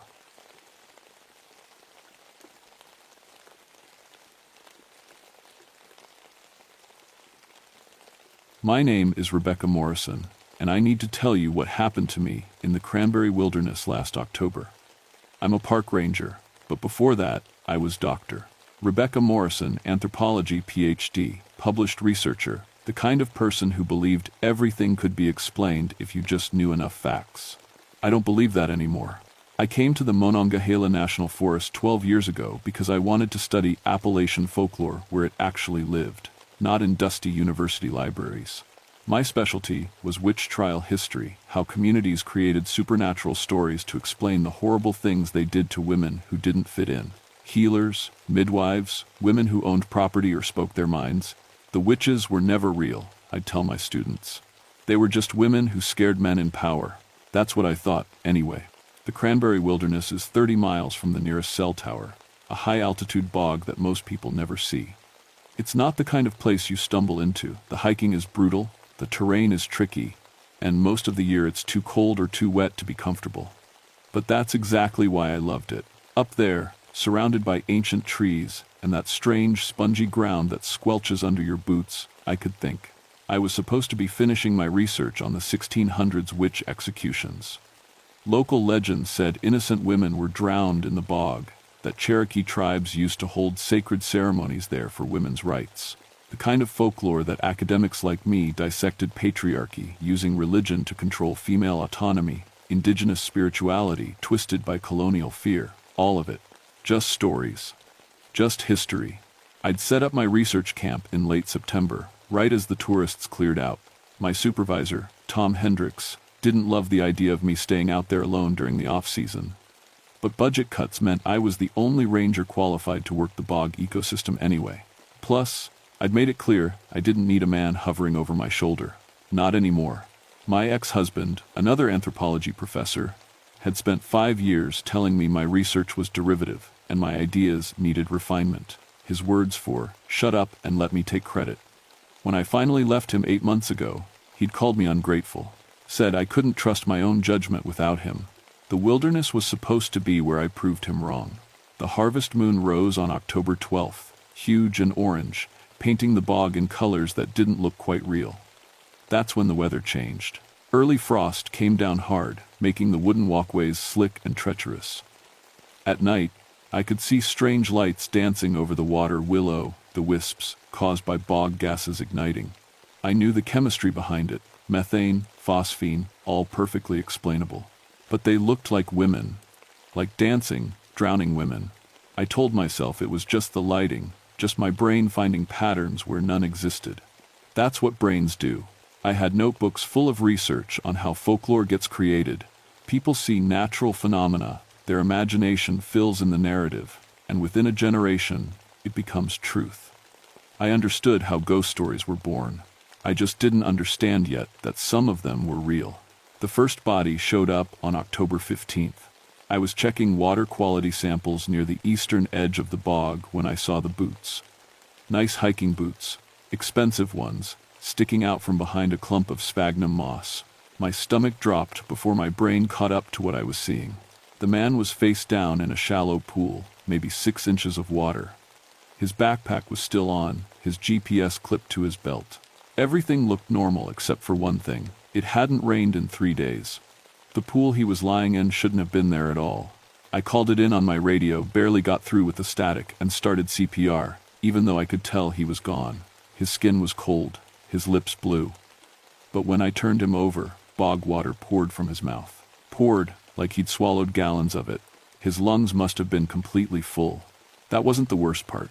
There were plants growing from his nostrils, tiny shoots of sphagnum moss, rooted in his sinuses like they'd been there for weeks. The county sheriff, Dale Morrison, no relation, hiked out that afternoon with 2 deputies. Dale was the kind of man who took up space, talked over people, made decisions without asking. He looked at the body, looked at me, and said, "You sure you didn't miss something?" CPR can be tricky for you ladies. I bit my tongue and showed him the scene, the impossible pool of water, the plants, the position of the body, arms spread, legs together, like someone had arranged him. "Copycat killer," Dale said immediately. "Someone read about those old witch trials and got ideas. Probably some nut job from the city." "The witch trials involved women being drowned," I said. "This is a man. Nut jobs don't follow logic, ma'am." The deputies bagged the body and hauled it out. Dale told me to keep my camp where it was, said they might need me as a witness. Before he left, he stood too close and said, "You shouldn't be out here alone anyway. It's not safe for a woman." I watched them disappear down the trail and felt my hands shaking. Not from fear, from anger. I knew that tone. My ex-husband had used it. My dissertation advisor had used it. That careful condescension, that performance of concern that was really about control. I went back to my camp and tried to work, but my notes looked wrong. The handwriting was mine, but I didn't remember writing some of the passages. Details about the witch trials that I'd never researched. Names of the women, descriptions of how they died, court testimony I'd never read. Asterisk, Goody, Elizabeth Marsh. Drowned in bog water 1647, testified against by her husband, who coveted her land. Asterisk. Asterisk, Sarah Whitcomb, healer, drowned 1649, after refusing marriage to local magistrate. Asterisk. Asterisk, Ann Carpenter, widow, drowned 1652 for teaching women to read. Asterisk. I pulled out my research files, thinking I must have copied this somewhere and forgotten. But the documents weren't in my handwriting at all. They were written in brown ink, in that old-fashioned script, and when I touched them, they felt damp. The paper should have been dry. My camp was dry. That night, I dreamed about drowning, about being held underwater by hands I couldn't see, bog water rushing into my lungs, voices above me saying words I couldn't understand. When I woke up, I was soaking wet, and there was mud on my sleeping bag. But it hadn't rained, and I hadn't left the tent. The second body turned up 2 days later, found by a day hiker who'd ignored the trail closure signs. Another man, same impossible drowning, same moss growing from inside him. This one had been positioned differently, kneeling, hands clasped, like he was praying. Dale came back out with more deputies. This time he brought Tom Hendricks, my supervisor, who took one look at the scene and started giving orders about securing the area and controlling information. I watched him walk around like he owned the place, telling me where to stand and what to document, his voice getting louder every time I tried to speak. "Rebecca, I need you to understand how serious this is," Tom said, standing between me and the body. "We can't have any mistakes in the investigation." "Now, I know you're emotional. I'm not emotional. I'm an anthropologist examining. This isn't about your research anymore. This is about safety." He kept talking, but I wasn't listening. I was looking past him at the body, at the way the water around it was moving. The pool was shallow and still, no breeze, no current, but the surface was rippling in patterns, forming shapes, letters. The water was writing words. Asterisk, he claimed, ownership. He paid the price. Asterisk. I blinked, and the letters were gone, just normal ripples, and Tom was asking me if I was even paying attention. Dale was saying something about bringing in the FBI, about this being some kind of cult activity. Neither of them had seen the water move. Neither of them had seen the words. That night, I stayed up reading the documents that had appeared in my camp. Court records from 1,647, testimonies from witch trials, descriptions of how the women died. Every single one had been accused by a man, husband, father, employer, neighbor. Every single one had been killed for the same basic crime, not obeying. And every single one had drowned in this bog. The harvest moon was at its peak, turning everything silver and orange. I could see the will-o'-the-wisps again, dancing over the water. Except this time, I could see their shapes clearly. They were women in long dresses. Women with wet hair hanging in their faces. Women who turned and looked at me with eyes that reflected moonlight. I didn't sleep. I couldn't, because I knew, with that deep certainty that has nothing to do with logic or education, that they were real. And they were watching me. Tom decided to stay at my camp. "For your protection," he said, setting up his tent 10 feet from mine. Dale agreed it was a good idea, that I shouldn't be alone out here with a killer on the loose. I wanted to tell them both to leave, but something stopped me. Some instinct that said having witnesses might matter, even if those witnesses couldn't see what I was starting to see. Because the bog was changing, water levels rose and fell without any connection to rainfall. Equipment stopped working. My GPS would show coordinates for places that didn't exist, or suddenly display readings from 1,647. My thermometer registered impossible temperatures, 98.6 degrees in the bog water, body temperature, when it should have been maybe 50 degrees. My tape recorder was worst. I'd been using it to document my research, recording observations, and field notes. But when I played back the recordings, I'd hear other voices underneath mine. Women's voices, speaking in accents I didn't recognize, using words from centuries ago. Asterisk. Judgment was made by men who feared our knowledge. Asterisk. Asterisk. Drowned us like livestock, said we consorted with darkness. Asterisk. Asterisk. They took our land, our children, our names. Asterisk. I played one of the recordings for Tom. He listened, frowned, and said he didn't hear anything unusual, just me talking about water samples and vegetation patterns. But can't you hear the other voices? Rebecca, you're under a lot of stress. Maybe you should head back down to the station for a few days. I'm not crazy. No one said you were crazy, his tone suggested otherwise. But you've been alone out here for weeks. You found those bodies, and now you're hearing things. That's a perfectly normal stress response. He put his hand on my shoulder, and I shrugged it off harder than I meant to. His expression changed, hardened. I'm trying to help you. I don't need that kind of help. He stared at me for a long moment, and something moved behind his eyes. Something cold. Then he smiled, not a friendly smile, and said, "We'll talk about this later when you're calmer." That night, I woke up to voices. Real voices, not recordings. I grabbed my flashlight and unzipped my tent. Tom's tent was dark, but there were lights by the bog, dozens of them. That same willow, the wisp glow, but steady now, not dancing. I walked toward them. I should have been scared, but I wasn't. I felt pulled, like something was calling me home. The lights were women. I could see them clearly now, standing in the shallow water, wearing dresses from another century. Their faces were pale, their hair wet and dark, their eyes reflecting my flashlight beam. There were maybe 20 of them, all standing perfectly still, all watching me. One of them stepped forward. She was young, maybe my age, with a long dress and a white cap. When she spoke, her voice sounded like water over stones. "Dr. Morrison, daughter of Mary, we have been waiting." I should have run. Instead, I said, "Who are you?" We are the ones who were silenced. The healers, the teachers, the women who refused to submit. They called us witches. They drowned us here and took our names. She gestured at the bog around us. Our bodies fed this land. Our rage sustained us. And now, when the moon rises full and the old injustices repeat themselves, we rise too. The men who died were guilty. One beat his wife until she lost their child. Another stole credit for his female colleagues' research. All of them believed women existed to serve them. All of them learned otherwise. You killed them. We dispense justice. She tilted her head. You understand. You have suffered under men like them. Your husband, who stole your words. Your supervisor, who questions your competence. The sheriff, who speaks to you like a child. She wasn't wrong. But that didn't make murder right. I can't let you keep killing people.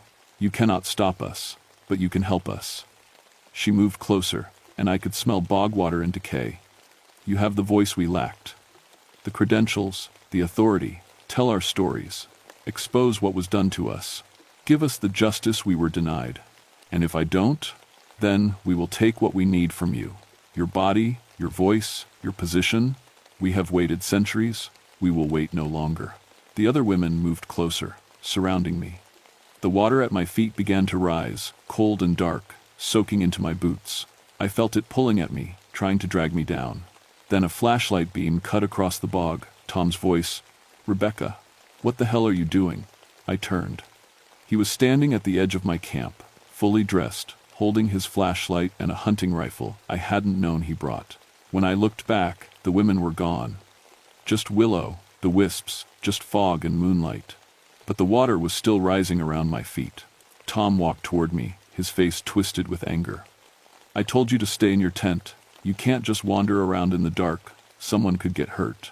I saw them, the women from the trials. They're real. Jesus Christ, Rebecca. He grabbed my arm, too tight. "You're having some kind of breakdown. We're going back to the station right now." I tried to pull away. His grip got tighter. "Let go of me. I'm trying to help you.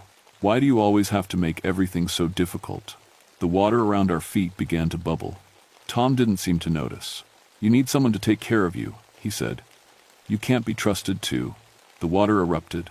It rose up in a column, 7 feet tall, taking the shape of a woman in a long dress.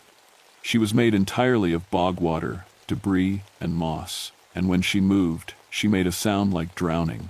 Tom finally let go of me. He raised the rifle, but before he could fire, the water woman reached out and touched his chest. He froze. His eyes went wide. Then he started screaming. Bog water poured from his mouth, his nose, his eyes. He fell to his knees, clawing at his throat, and the woman made of water leaned down and whispered something I couldn't hear. Tom collapsed.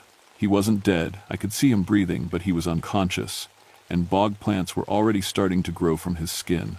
The water woman turned to me. Her face shifted, becoming more solid, more human. I recognized her from the historical drawings in my research. Elizabeth Marsh, the first woman drowned in 1647. "Now you understand," she said. "Now you choose. Help us, or join him."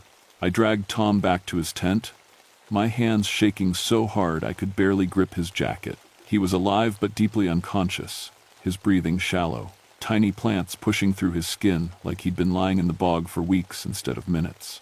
I didn't call for help.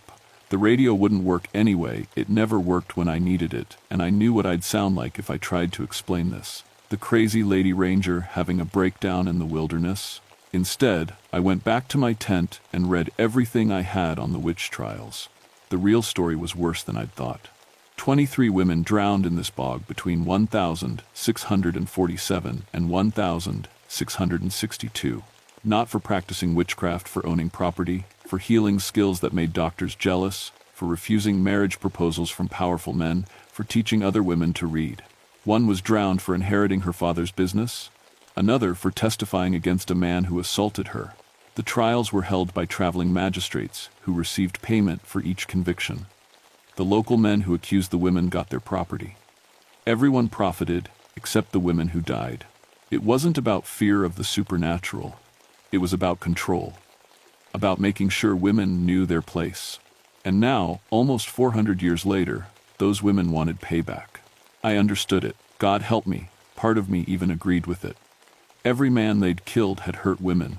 They were doing what the legal system wouldn't, holding abusers accountable. But it was still murder. It was still wrong, wasn't it? I sat in my tent as the sun came up, watching Tom breathe, watching the plants grow from his skin. He'd been condescending, controlling, dismissive, but did that mean he deserved to drown from the inside out? The documents in my research folder had multiplied overnight. More court testimonies, more names, more details of exactly how each woman died. At the bottom of the pile was something new, a list of names with dates next to them. Future dates. Next week, next month, next year. Every name was a man in a position of authority. Judges, police chiefs, park superintendents, professors. Men who had complaints filed against them by women, complaints that went nowhere. The spirits weren't just punishing the men who came to the bog, they were planning something bigger. And at the bottom of the list, in handwriting I recognized as my own but didn't remember writing, asterisk. Dr. Rebecca Morrison. Vessel and witness, asterisk. They wanted to use me. My credentials, my position, my body. They wanted to expand beyond the bog. To hunt down every man on that list, and they needed someone living to do it. The harvest moon would be at its peak tonight.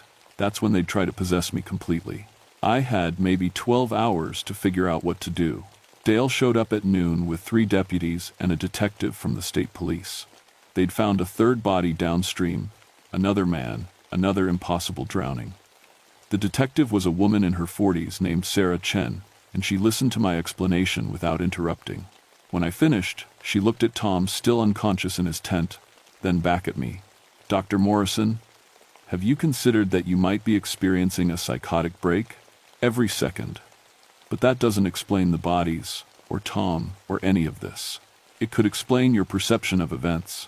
Then test the bog water. Check the plant growth rates on Tom's skin. None of this is possible through natural means. Dale cut in. What if she's the one doing it? Some kind of poison makes it look supernatural. She's the only one who's been here the whole time. I laughed. I couldn't help it. You think I'm a serial killer? I think you're a woman alone in the woods, hearing voices, finding bodies. Maybe you need attention. Maybe your ex-husband was right about. The ground shook. Water erupted from the bog, from the streams, from puddles that hadn't existed seconds before. It rose up in columns, dozens of them, all taking the shape of women in old-fashioned dresses. The deputies went for their guns. Dale was shouting into his radio. Detective Chen just stared, her hand frozen on her weapon. The water women didn't attack. They just stood there, surrounding us, waiting. Then Elizabeth Marsh stepped forward, and when she spoke, her voice came from everywhere at once. You have run out of time, Dr. Morrison. Choose now. Be our voice, or be silenced with the rest. Rebecca, what the hell is happening? Sarah Chen whispered. The water women moved closer. I could feel their cold presence, smell the bog water and ancient rot. I could feel them reaching for me, trying to slide under my skin, to push my consciousness aside and take over. I had seconds to decide. I could fight them, try to refuse, try to escape, probably die in the process. I could let them win, give up my body, let them use me to hunt down every man on that list. Or I could find another way. My anthropology training kicked in. Cultural trauma doesn't heal through revenge, it heals through recognition. These women didn't just want blood. They wanted someone to say that what happened to them was wrong. "I'll tell your story," I said. "All of it. The real story, with names and dates and evidence. I'll publish it. I'll lecture on it. I'll make sure everyone knows what was done to you. Not as folklore, not as metaphor, but as historical fact." "Words change nothing," Elizabeth said. "Men do not listen to words from women's mouths. They'll listen to proof, to documents, to research, to academic papers they can't dismiss. I can give you something more permanent than revenge. I can give you truth." The water women moved closer still. I felt Elizabeth's presence in my mind, rifling through my memories, checking my sincerity. "And the guilty?" she asked. "The men who hurt women still? I'll expose them too. Everyone I can prove. Through legal means, through journalism, through testimony that courts can't ignore. But I won't let you commit murder. You would protect our oppressors. I would stop the cycle. You were killed by men who feared your power. If you become killers, you prove them right." The silence stretched out forever. The water women flickered, their forms losing cohesion. And I thought I'd failed, that they'd kill us all. Then Elizabeth said, "Show us." My hands moved without my permission, pulling out my laptop, opening files. The women gathered around, reading over my shoulder, not reading with eyes, but absorbing the information directly from my mind. I felt them sifting through everything I knew, everything I'd researched. "Yes," Elizabeth whispered, "this will suffice. But know this, Dr. Morrison, we will be watching. If you fail, if you remain silent, if men continue to hunt women as they hunted us, we will return. And next time, we will not ask permission." The water women dissolved, flowing back into the bog, leaving only ripples behind. Dale and his deputies were unconscious, knocked out by shock or supernatural intervention. I didn't know which. Detective Chen was still standing, still staring at where the women had been. "Did that really happen?" she asked. "Yes. Can you prove it?" "I'm going to try." Tom woke up 3 days later in the hospital with no memory of anything after setting up his tent. The plants growing from his skin had stopped, leaving tiny scars that the doctors couldn't explain. He was diagnosed with a rare fungal infection and severe dehydration, given antibiotics, and released after a week. He resigned from the Park Service a month later, took a desk job in Charleston, stopped going into the wilderness. He never spoke to me again. Dale and 2 of his deputies were found drowned in their squad car on the access road 3 days after the women appeared. The medical examiner ruled it impossible. The car was sealed, the windows up, but all 3 men had lungs full of bog water and sphagnum moss growing in their airways. The official report said carbon monoxide poisoning caused hallucinations and erratic behavior. It didn't explain the water. Detective Chen backed my story for what it was worth. She confirmed the supernatural encounter, submitted her testimony, and was promptly reassigned to desk duty pending psychiatric evaluation. We email sometimes. She's writing a book about unexplained deaths in wilderness areas. She believes me. Not many people do. The Cranberry Wilderness Bog was closed to the public for 6 months while teams of scientists studied the anomalous environmental conditions.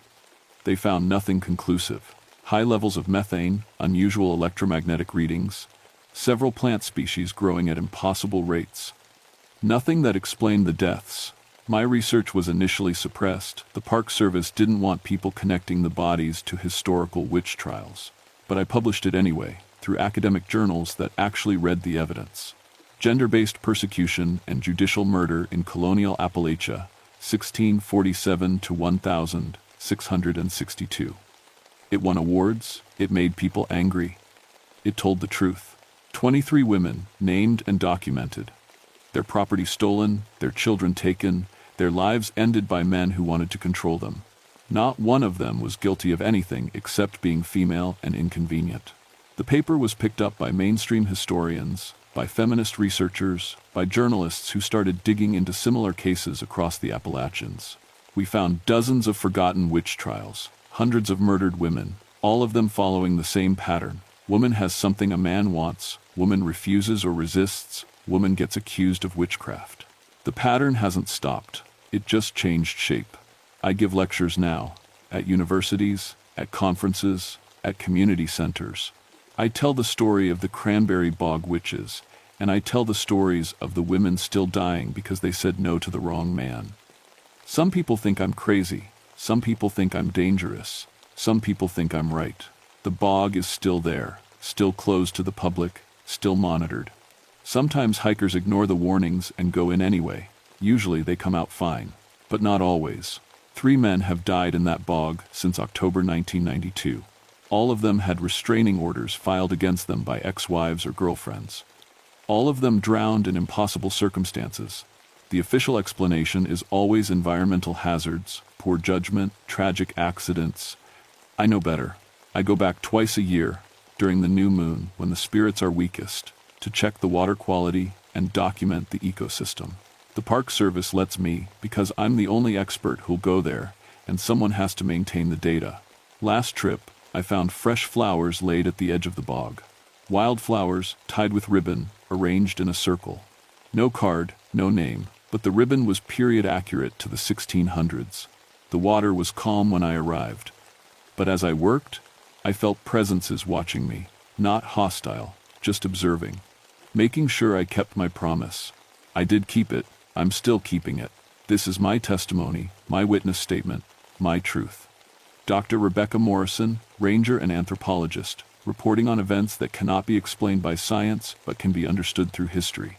The women in the Cranberry Bog were real. They were murdered. They came back. And they're still watching. If you're a man reading this, I hope you're listening. Because they're not the only ones.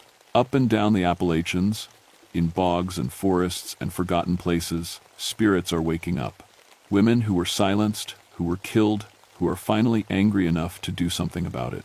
You can call it legend, you can call it folklore, you can call it mass hysteria or environmental toxins or whatever helps you sleep at night. But I was there. I saw them. I spoke with them. And I know they're coming back. The harvest moon rises every year. The bog water remembers. And the witches, the women who weren't witches at all, just human beings who deserve to live, they remember too. They remember everything. And they're done asking nicely.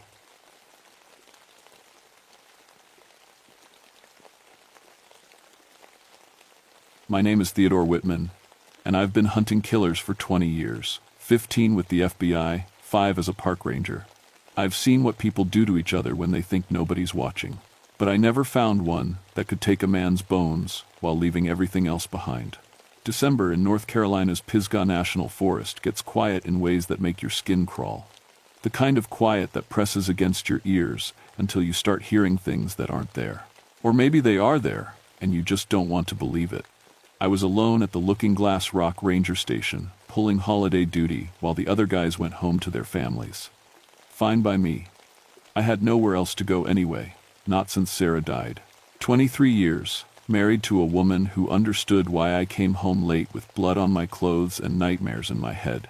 Cancer took her 2 years back, right around the time I quit the bureau and came out here to these mountains.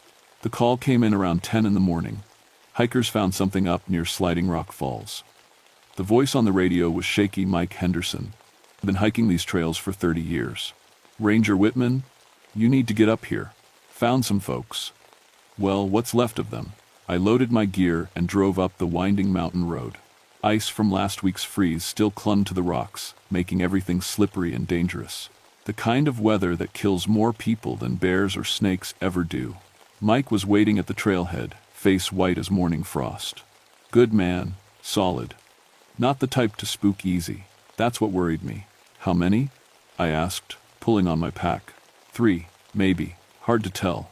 He swallowed hard. Ted, I've seen car crashes and hunting accidents. This ain't like anything I've ever seen. We hiked up through pine and oak, boots crunching on frozen leaves. The forest felt wrong somehow. Too quiet. No bird sounds, no squirrel chatter. Even the wind seemed to hold its breath. Right up here, Mike said, pointing to a clearing about 50 yards off the main trail. What I saw there broke every rule I'd learned about crime scenes in 15 years of federal law enforcement.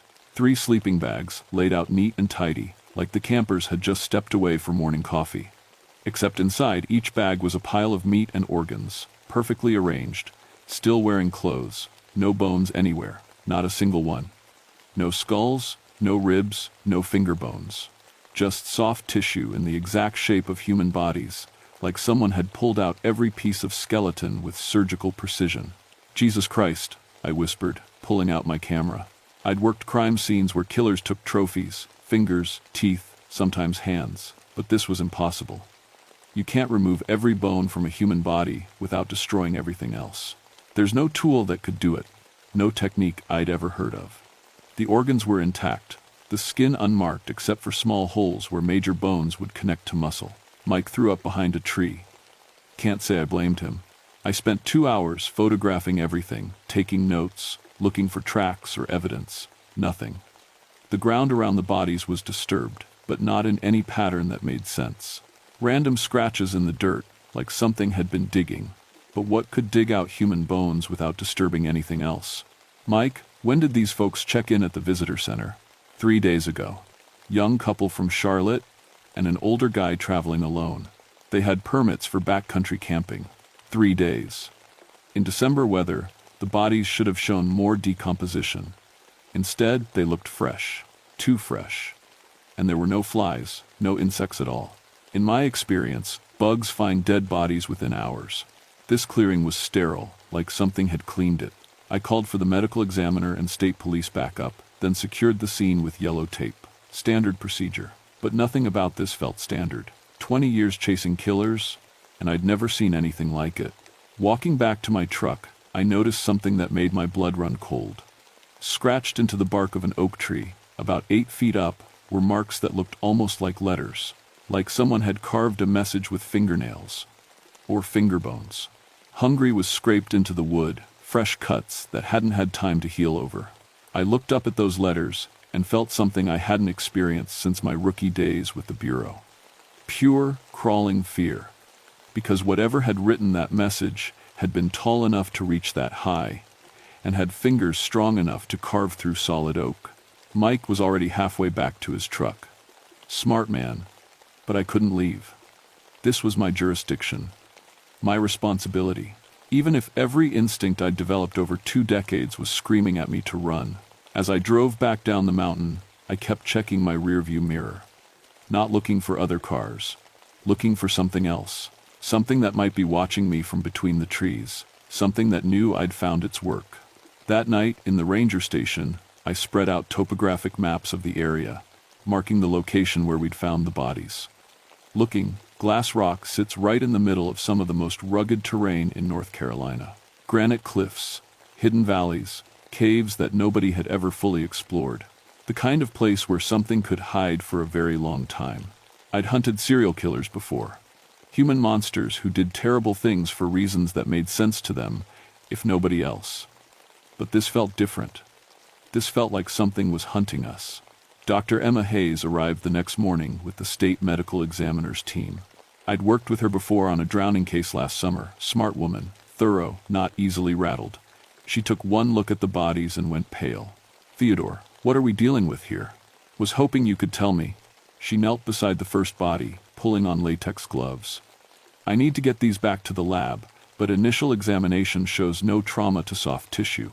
No cuts, no tears, no evidence of how the skeletal system was removed." She looked up at me. "This is medically impossible." While her team loaded the remains into body bags, I walked the perimeter again, looking for anything I'd missed. That's when I found the second site. About a quarter-mile deeper into the forest, hidden in a natural depression between 2 granite outcroppings, was another clearing. This one older. The bones were there, human skulls and rib cages and arm bones, all arranged in neat piles like someone was organizing a collection. I counted remains from at least 15 different people, some recent, some old enough to be yellowed with age. "Emma, you need to see this." She took photographs while I documented the scene. The bones were sorted by type, all the skulls in one pile, all the arm bones in another. Some showed cut marks, others looked like they'd been snapped cleanly in half. At the center of the arrangement was a circle of finger bones, pointing inward toward a small depression in the earth. "It's like a shrine," Emma said, "or a storage facility." I picked up one of the skulls for closer examination. Adult male, probably mid-30s, with a bullet hole in the back. But as I turned it over, something shifted inside. When I looked through the eye sockets, there were small bones rattling around in the brain cavity. Finger bones, but too small to be human. "Emma, look at this." Before she could respond, the skull started moving in my hands. Not falling apart, moving. The jaw opened and closed, like it was trying to speak. I dropped it, and it rolled away, still moving, jaw clicking against the ground. Emma stumbled backward. What the hell? All around us, the bone piles began to shift. Skulls turning to look at us. Finger bones crawling across the ground like spiders. Rib cages expanding and contracting like they were breathing. Emma grabbed my arm, her nails digging through my jacket. "We need to leave. Now." I drew my service weapon standard. .40 caliber Glock that had served me well for 15 years. But what do you shoot when the target is already dead? I aimed at the nearest skull, the one that had been in my hands, and pulled the trigger. The bullet shattered bone into white fragments, but the pieces kept moving, scattered finger bones still crawling toward us. Emma was backing away, her equipment scattered on the ground. "The truck," I said, "move." We ran through the forest, branches catching at our clothes, boots slipping on ice. Behind us, I could hear clicking and clattering, like hundreds of bones knocking together. Emma fell once, scraped her knee bloody on a rock, but I hauled her up and kept us moving. At the truck, I looked back toward the clearing. Something was moving between the trees, tall shapes that walked upright but didn't look quite right. Too thin, too angular. When they stepped into patches of sunlight, I could see through them to the forest beyond. "Drive," Emma said. "Please, just drive." I started the engine and headed back toward town, but my hands were shaking on the steering wheel. In 20 years of law enforcement, I'd never run from anything. Drug dealers, armed robbers, killers with nothing left to lose, I'd faced them all down. But this was different. You can't arrest something that's already dead. "Emma, what did we just see?" She was staring out the passenger window, her face white. "I don't know. But those bones, some of them were old, really old. Civil War era, maybe older. That got my attention." "How can you tell?" "Bone density, weathering patterns, the way they've yellowed." "Theodore, some of those skeletons have been there for over 100 years. But they were moving like they'd just died yesterday." Back at the ranger station, I pulled out historical records for the area. During the Civil War, Looking Glass Rock had been used as a hideout by deserters from both armies. Men who'd run from battles, living rough in the mountains. According to local records, a group of Confederate deserters had been found dead in a cave system near Sliding Rock Falls in 1863. 17 men, all showing signs of extreme starvation. The report noted something strange. Several of the bodies showed evidence of having been fed upon by the others. Human bite marks on arm and leg bones. The surviving members of the group had apparently turned to cannibalism before finally starving to death themselves. I cross-referenced the dates with Cherokee tribal records from the 1800s. The Cherokee had avoided that area even before white settlers arrived, calling it the place where the hungry dead walk. Their stories spoke of spirits that could never be satisfied, no matter how much they consumed. Emma called around 8 that evening. "Theodore, you're not going to believe this." I was examining the soft tissue samples under a microscope, and they started moving. While I was watching them, dead cells don't do that. What kind of moving? Reorganizing themselves, forming patterns. And Theodore, they were spelling out words. My blood went cold. What words? "Feed you us." Over and over again. "Feed you us." That night, I didn't sleep. I sat at my desk with every light in the station turned on, service weapon loaded and within reach. Outside, the wind picked up, rattling the windows. But underneath the wind, I could hear something else. Clicking sounds. Bone against bone, and footsteps that sounded wrong, too light, like something walking that didn't have enough weight to make proper tracks. Around 3 in the morning, something scratched at the door. I called out twice, "Who's there?" "Park Service, identify yourself," but got no answer, just more scratching, deliberate and rhythmic, like fingernails on wood, but too loud, too sharp. Through the window, I could see a shape pressed against the glass. Tall and impossibly thin, wearing what looked like an old military uniform. But where the face should have been, there was just empty space. A skull with dark sockets that seemed to look right through me. I grabbed my flashlight and spotlight, flooding the area with light. The shape vanished, but scratched into the door were fresh letters. "Return what you took." The skull I'd handled at the bone site. It wanted me to bring it back. By morning, I'd made a decision that went against every bit of training I'd ever received. I was going back to that clearing, armed and prepared. Whatever was happening in these mountains, it had to be stopped. More hikers would come, more people would die. That was my job, protecting people from threats in the national forest. Even threats that shouldn't exist.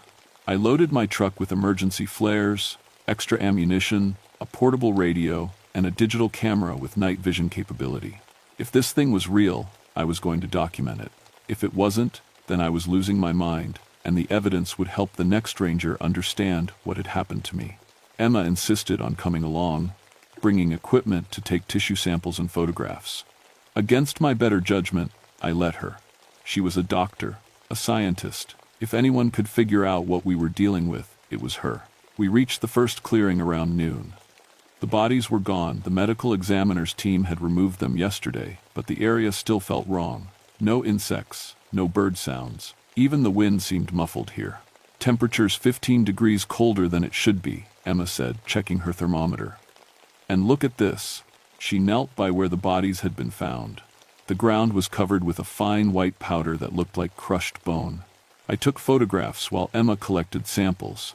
That's when we heard the singing. Faint at first, like a whisper on the wind, but it got louder, clearer. Men's voices harmonizing in a song I didn't recognize. Old-fashioned, with the kind of melody you might hear in a church or around a campfire. The voices seemed to come from everywhere and nowhere, echoing off the granite cliffs.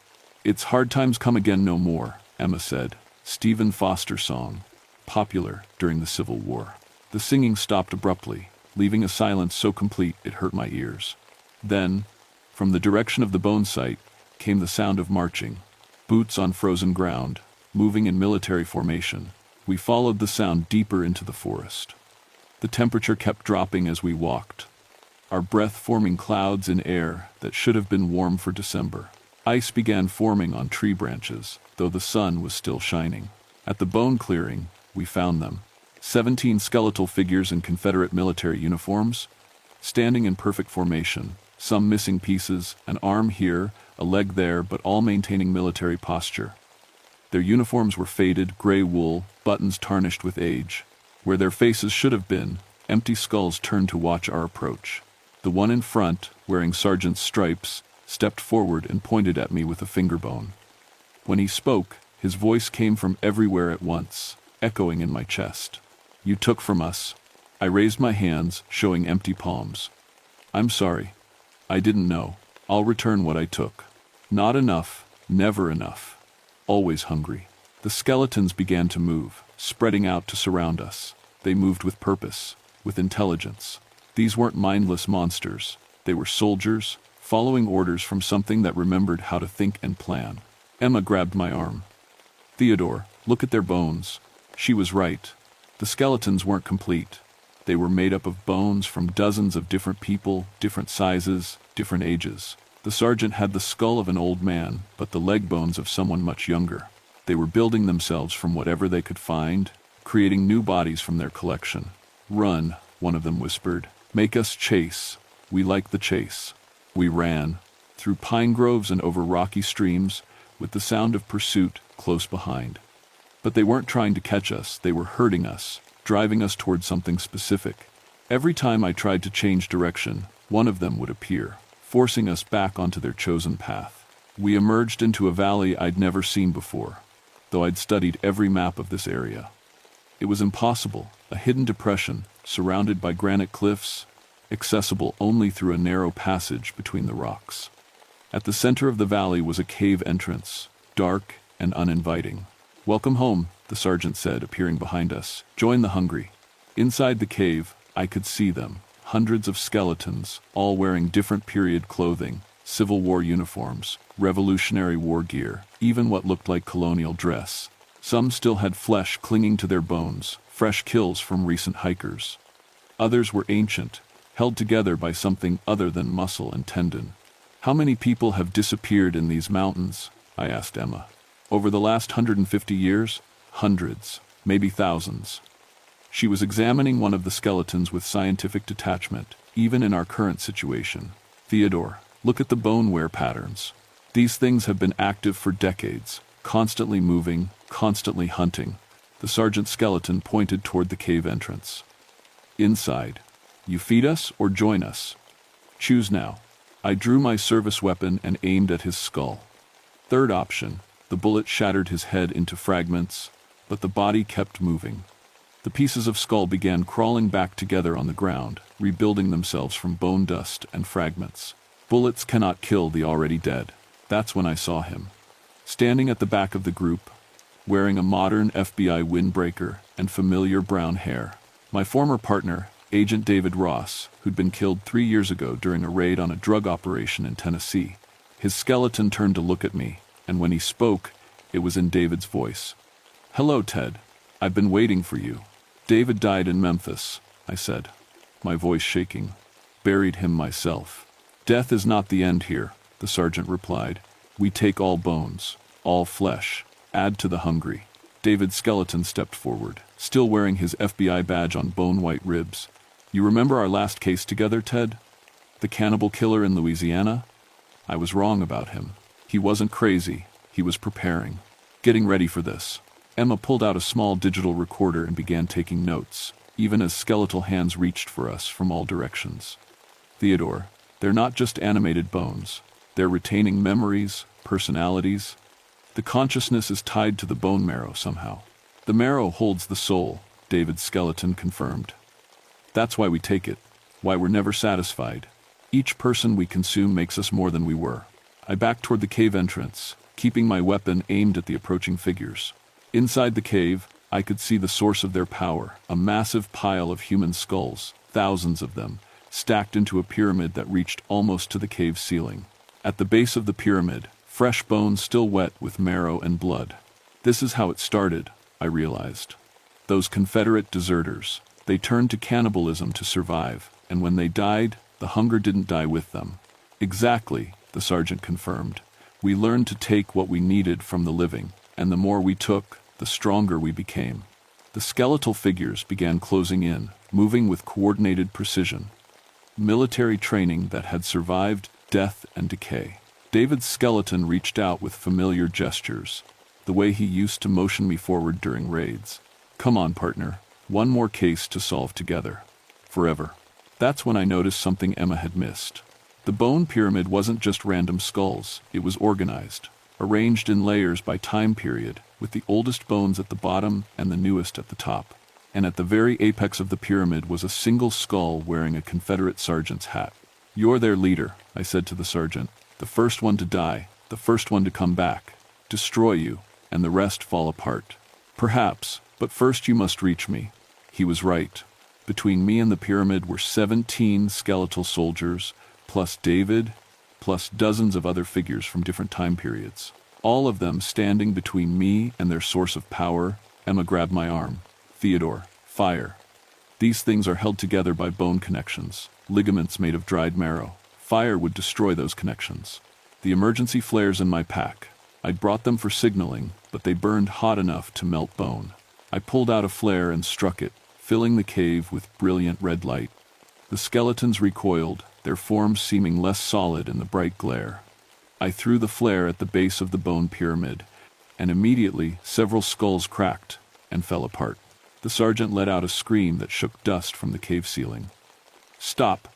You do not understand. We are part of this place now. Destroy us, and the mountains themselves will hunger." I lit another flare, maybe. But that's not my problem today. The fire spread quickly through the dry bones, consuming marrow and cartilage that had somehow preserved itself for over a century. Skeleton after skeleton collapsed into dust as their connections burned away. David's remains fell last, his FBI windbreaker fluttering to the cave floor like a flag of surrender. But the sergeant's skeleton was fighting back. As the fire reached the top of the pyramid, his bones began to glow with an internal light. He grew larger, drawing mass from the remains around him, building himself into something that had never been human. "If we cannot have you," he roared, "we will have the mountain." The cave began to shake. Rocks fell from the ceiling as something underground stirred to life. Through cracks in the cave floor, I could see movement, massive bones, far too large to be human. The mountain itself was waking up. Emma and I ran for the cave entrance as the roof began to collapse.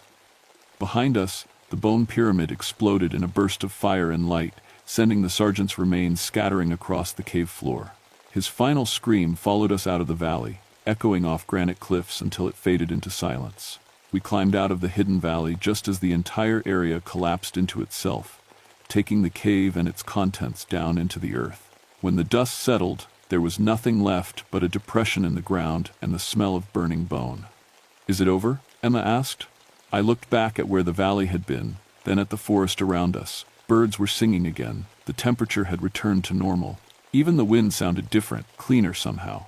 "For now," I said, "but there are other mountains, other battlefields where hungry men died badly." That's when I made my decision. The Park Service needed someone who understood what they might be dealing with, someone who'd seen the impossible and lived to tell about it, someone who knew how to fight things that couldn't be arrested or prosecuted. I was no longer hunting human monsters. I was hunting something much worse. The official report listed 14 confirmed deaths over a 6-month period, all attributed to an unknown serial killer with advanced surgical knowledge. The cave collapse was blamed on unstable geological conditions, exacerbated by recent freeze-thaw cycles. Emma's tissue samples were destroyed in a lab fire that investigators called suspicious, but not arson. I kept my mouth shut and my gun loaded. 6 months later, I was transferred to Yellowstone as a special consultant for unusual wildlife incidents. Funny how they phrased it. Turned out, the Park Service had been dealing with things like the bone collectors for decades. They just didn't talk about it much. My new partner is a Shoshone ranger named Maria Santos, who's seen things that would make the bone collectors look like a nature documentary. She taught me that some mountains are alive in ways that science hasn't figured out how to measure yet. And some of them are hungry. We got called to investigate a missing hiking party last week. Found them at the bottom of a canyon, every single bone in their bodies broken in exactly the same pattern. Maria took one look and said, "Thunderbird feeding site. We'll need the big flares for this one." I asked her how long she'd been dealing with impossible things. "Since my grandfather taught me to see what's really out there," she said. "Question is, how long have you been pretending they didn't exist?" Good question. Looking back, I can remember cases from my FBI days that never quite made sense. The family in Oregon, where all the mirrors in the house had been broken from the inside. The serial killer in Kansas, who claimed his victims were still talking to him from beyond the grave, and somehow knew details about new murders before they happened. Maybe I'd been hunting monsters my whole career. I just hadn't known what I was looking at. Emma calls me sometimes, usually late at night. She's working as a forensic consultant now, specializing in unusual death investigations. Last month, she examined a body found in a Minnesota state park. All the bones had been perfectly cleaned of flesh, but the skeleton was still alive, still moving. She had to burn it with a welding torch before it stopped trying to escape the morgue. "How many are out there, Theodore?" she asked during our last conversation. "More than we thought," I told her. "But fewer than there used to be. That's the thing about hunting monsters, human or otherwise. Every one you stop means someone else gets to go home safe. Every impossible thing you burn means the world stays a little bit more normal for everyone else." I still carry flares in my pack. Still sleep with a loaded weapon within reach. And when hikers ask me about strange stories they've heard about these mountains, I tell them the truth. Stay on marked trails, camp only in designated areas, and if you hear singing in the woods after dark, start walking toward the nearest road, and don't stop until you reach it. Some of them listen, some don't. But the ones who do listen get to tell their own stories later. About the time they almost walked into something impossible, and a crazy old ranger's advice saved their lives. That's enough for me. My name is Theodore Whitman. I hunt monsters in America's national parks. And I sleep just fine at night, knowing that somewhere out there, the hungry dead are waiting. But tonight, they'll have to keep waiting.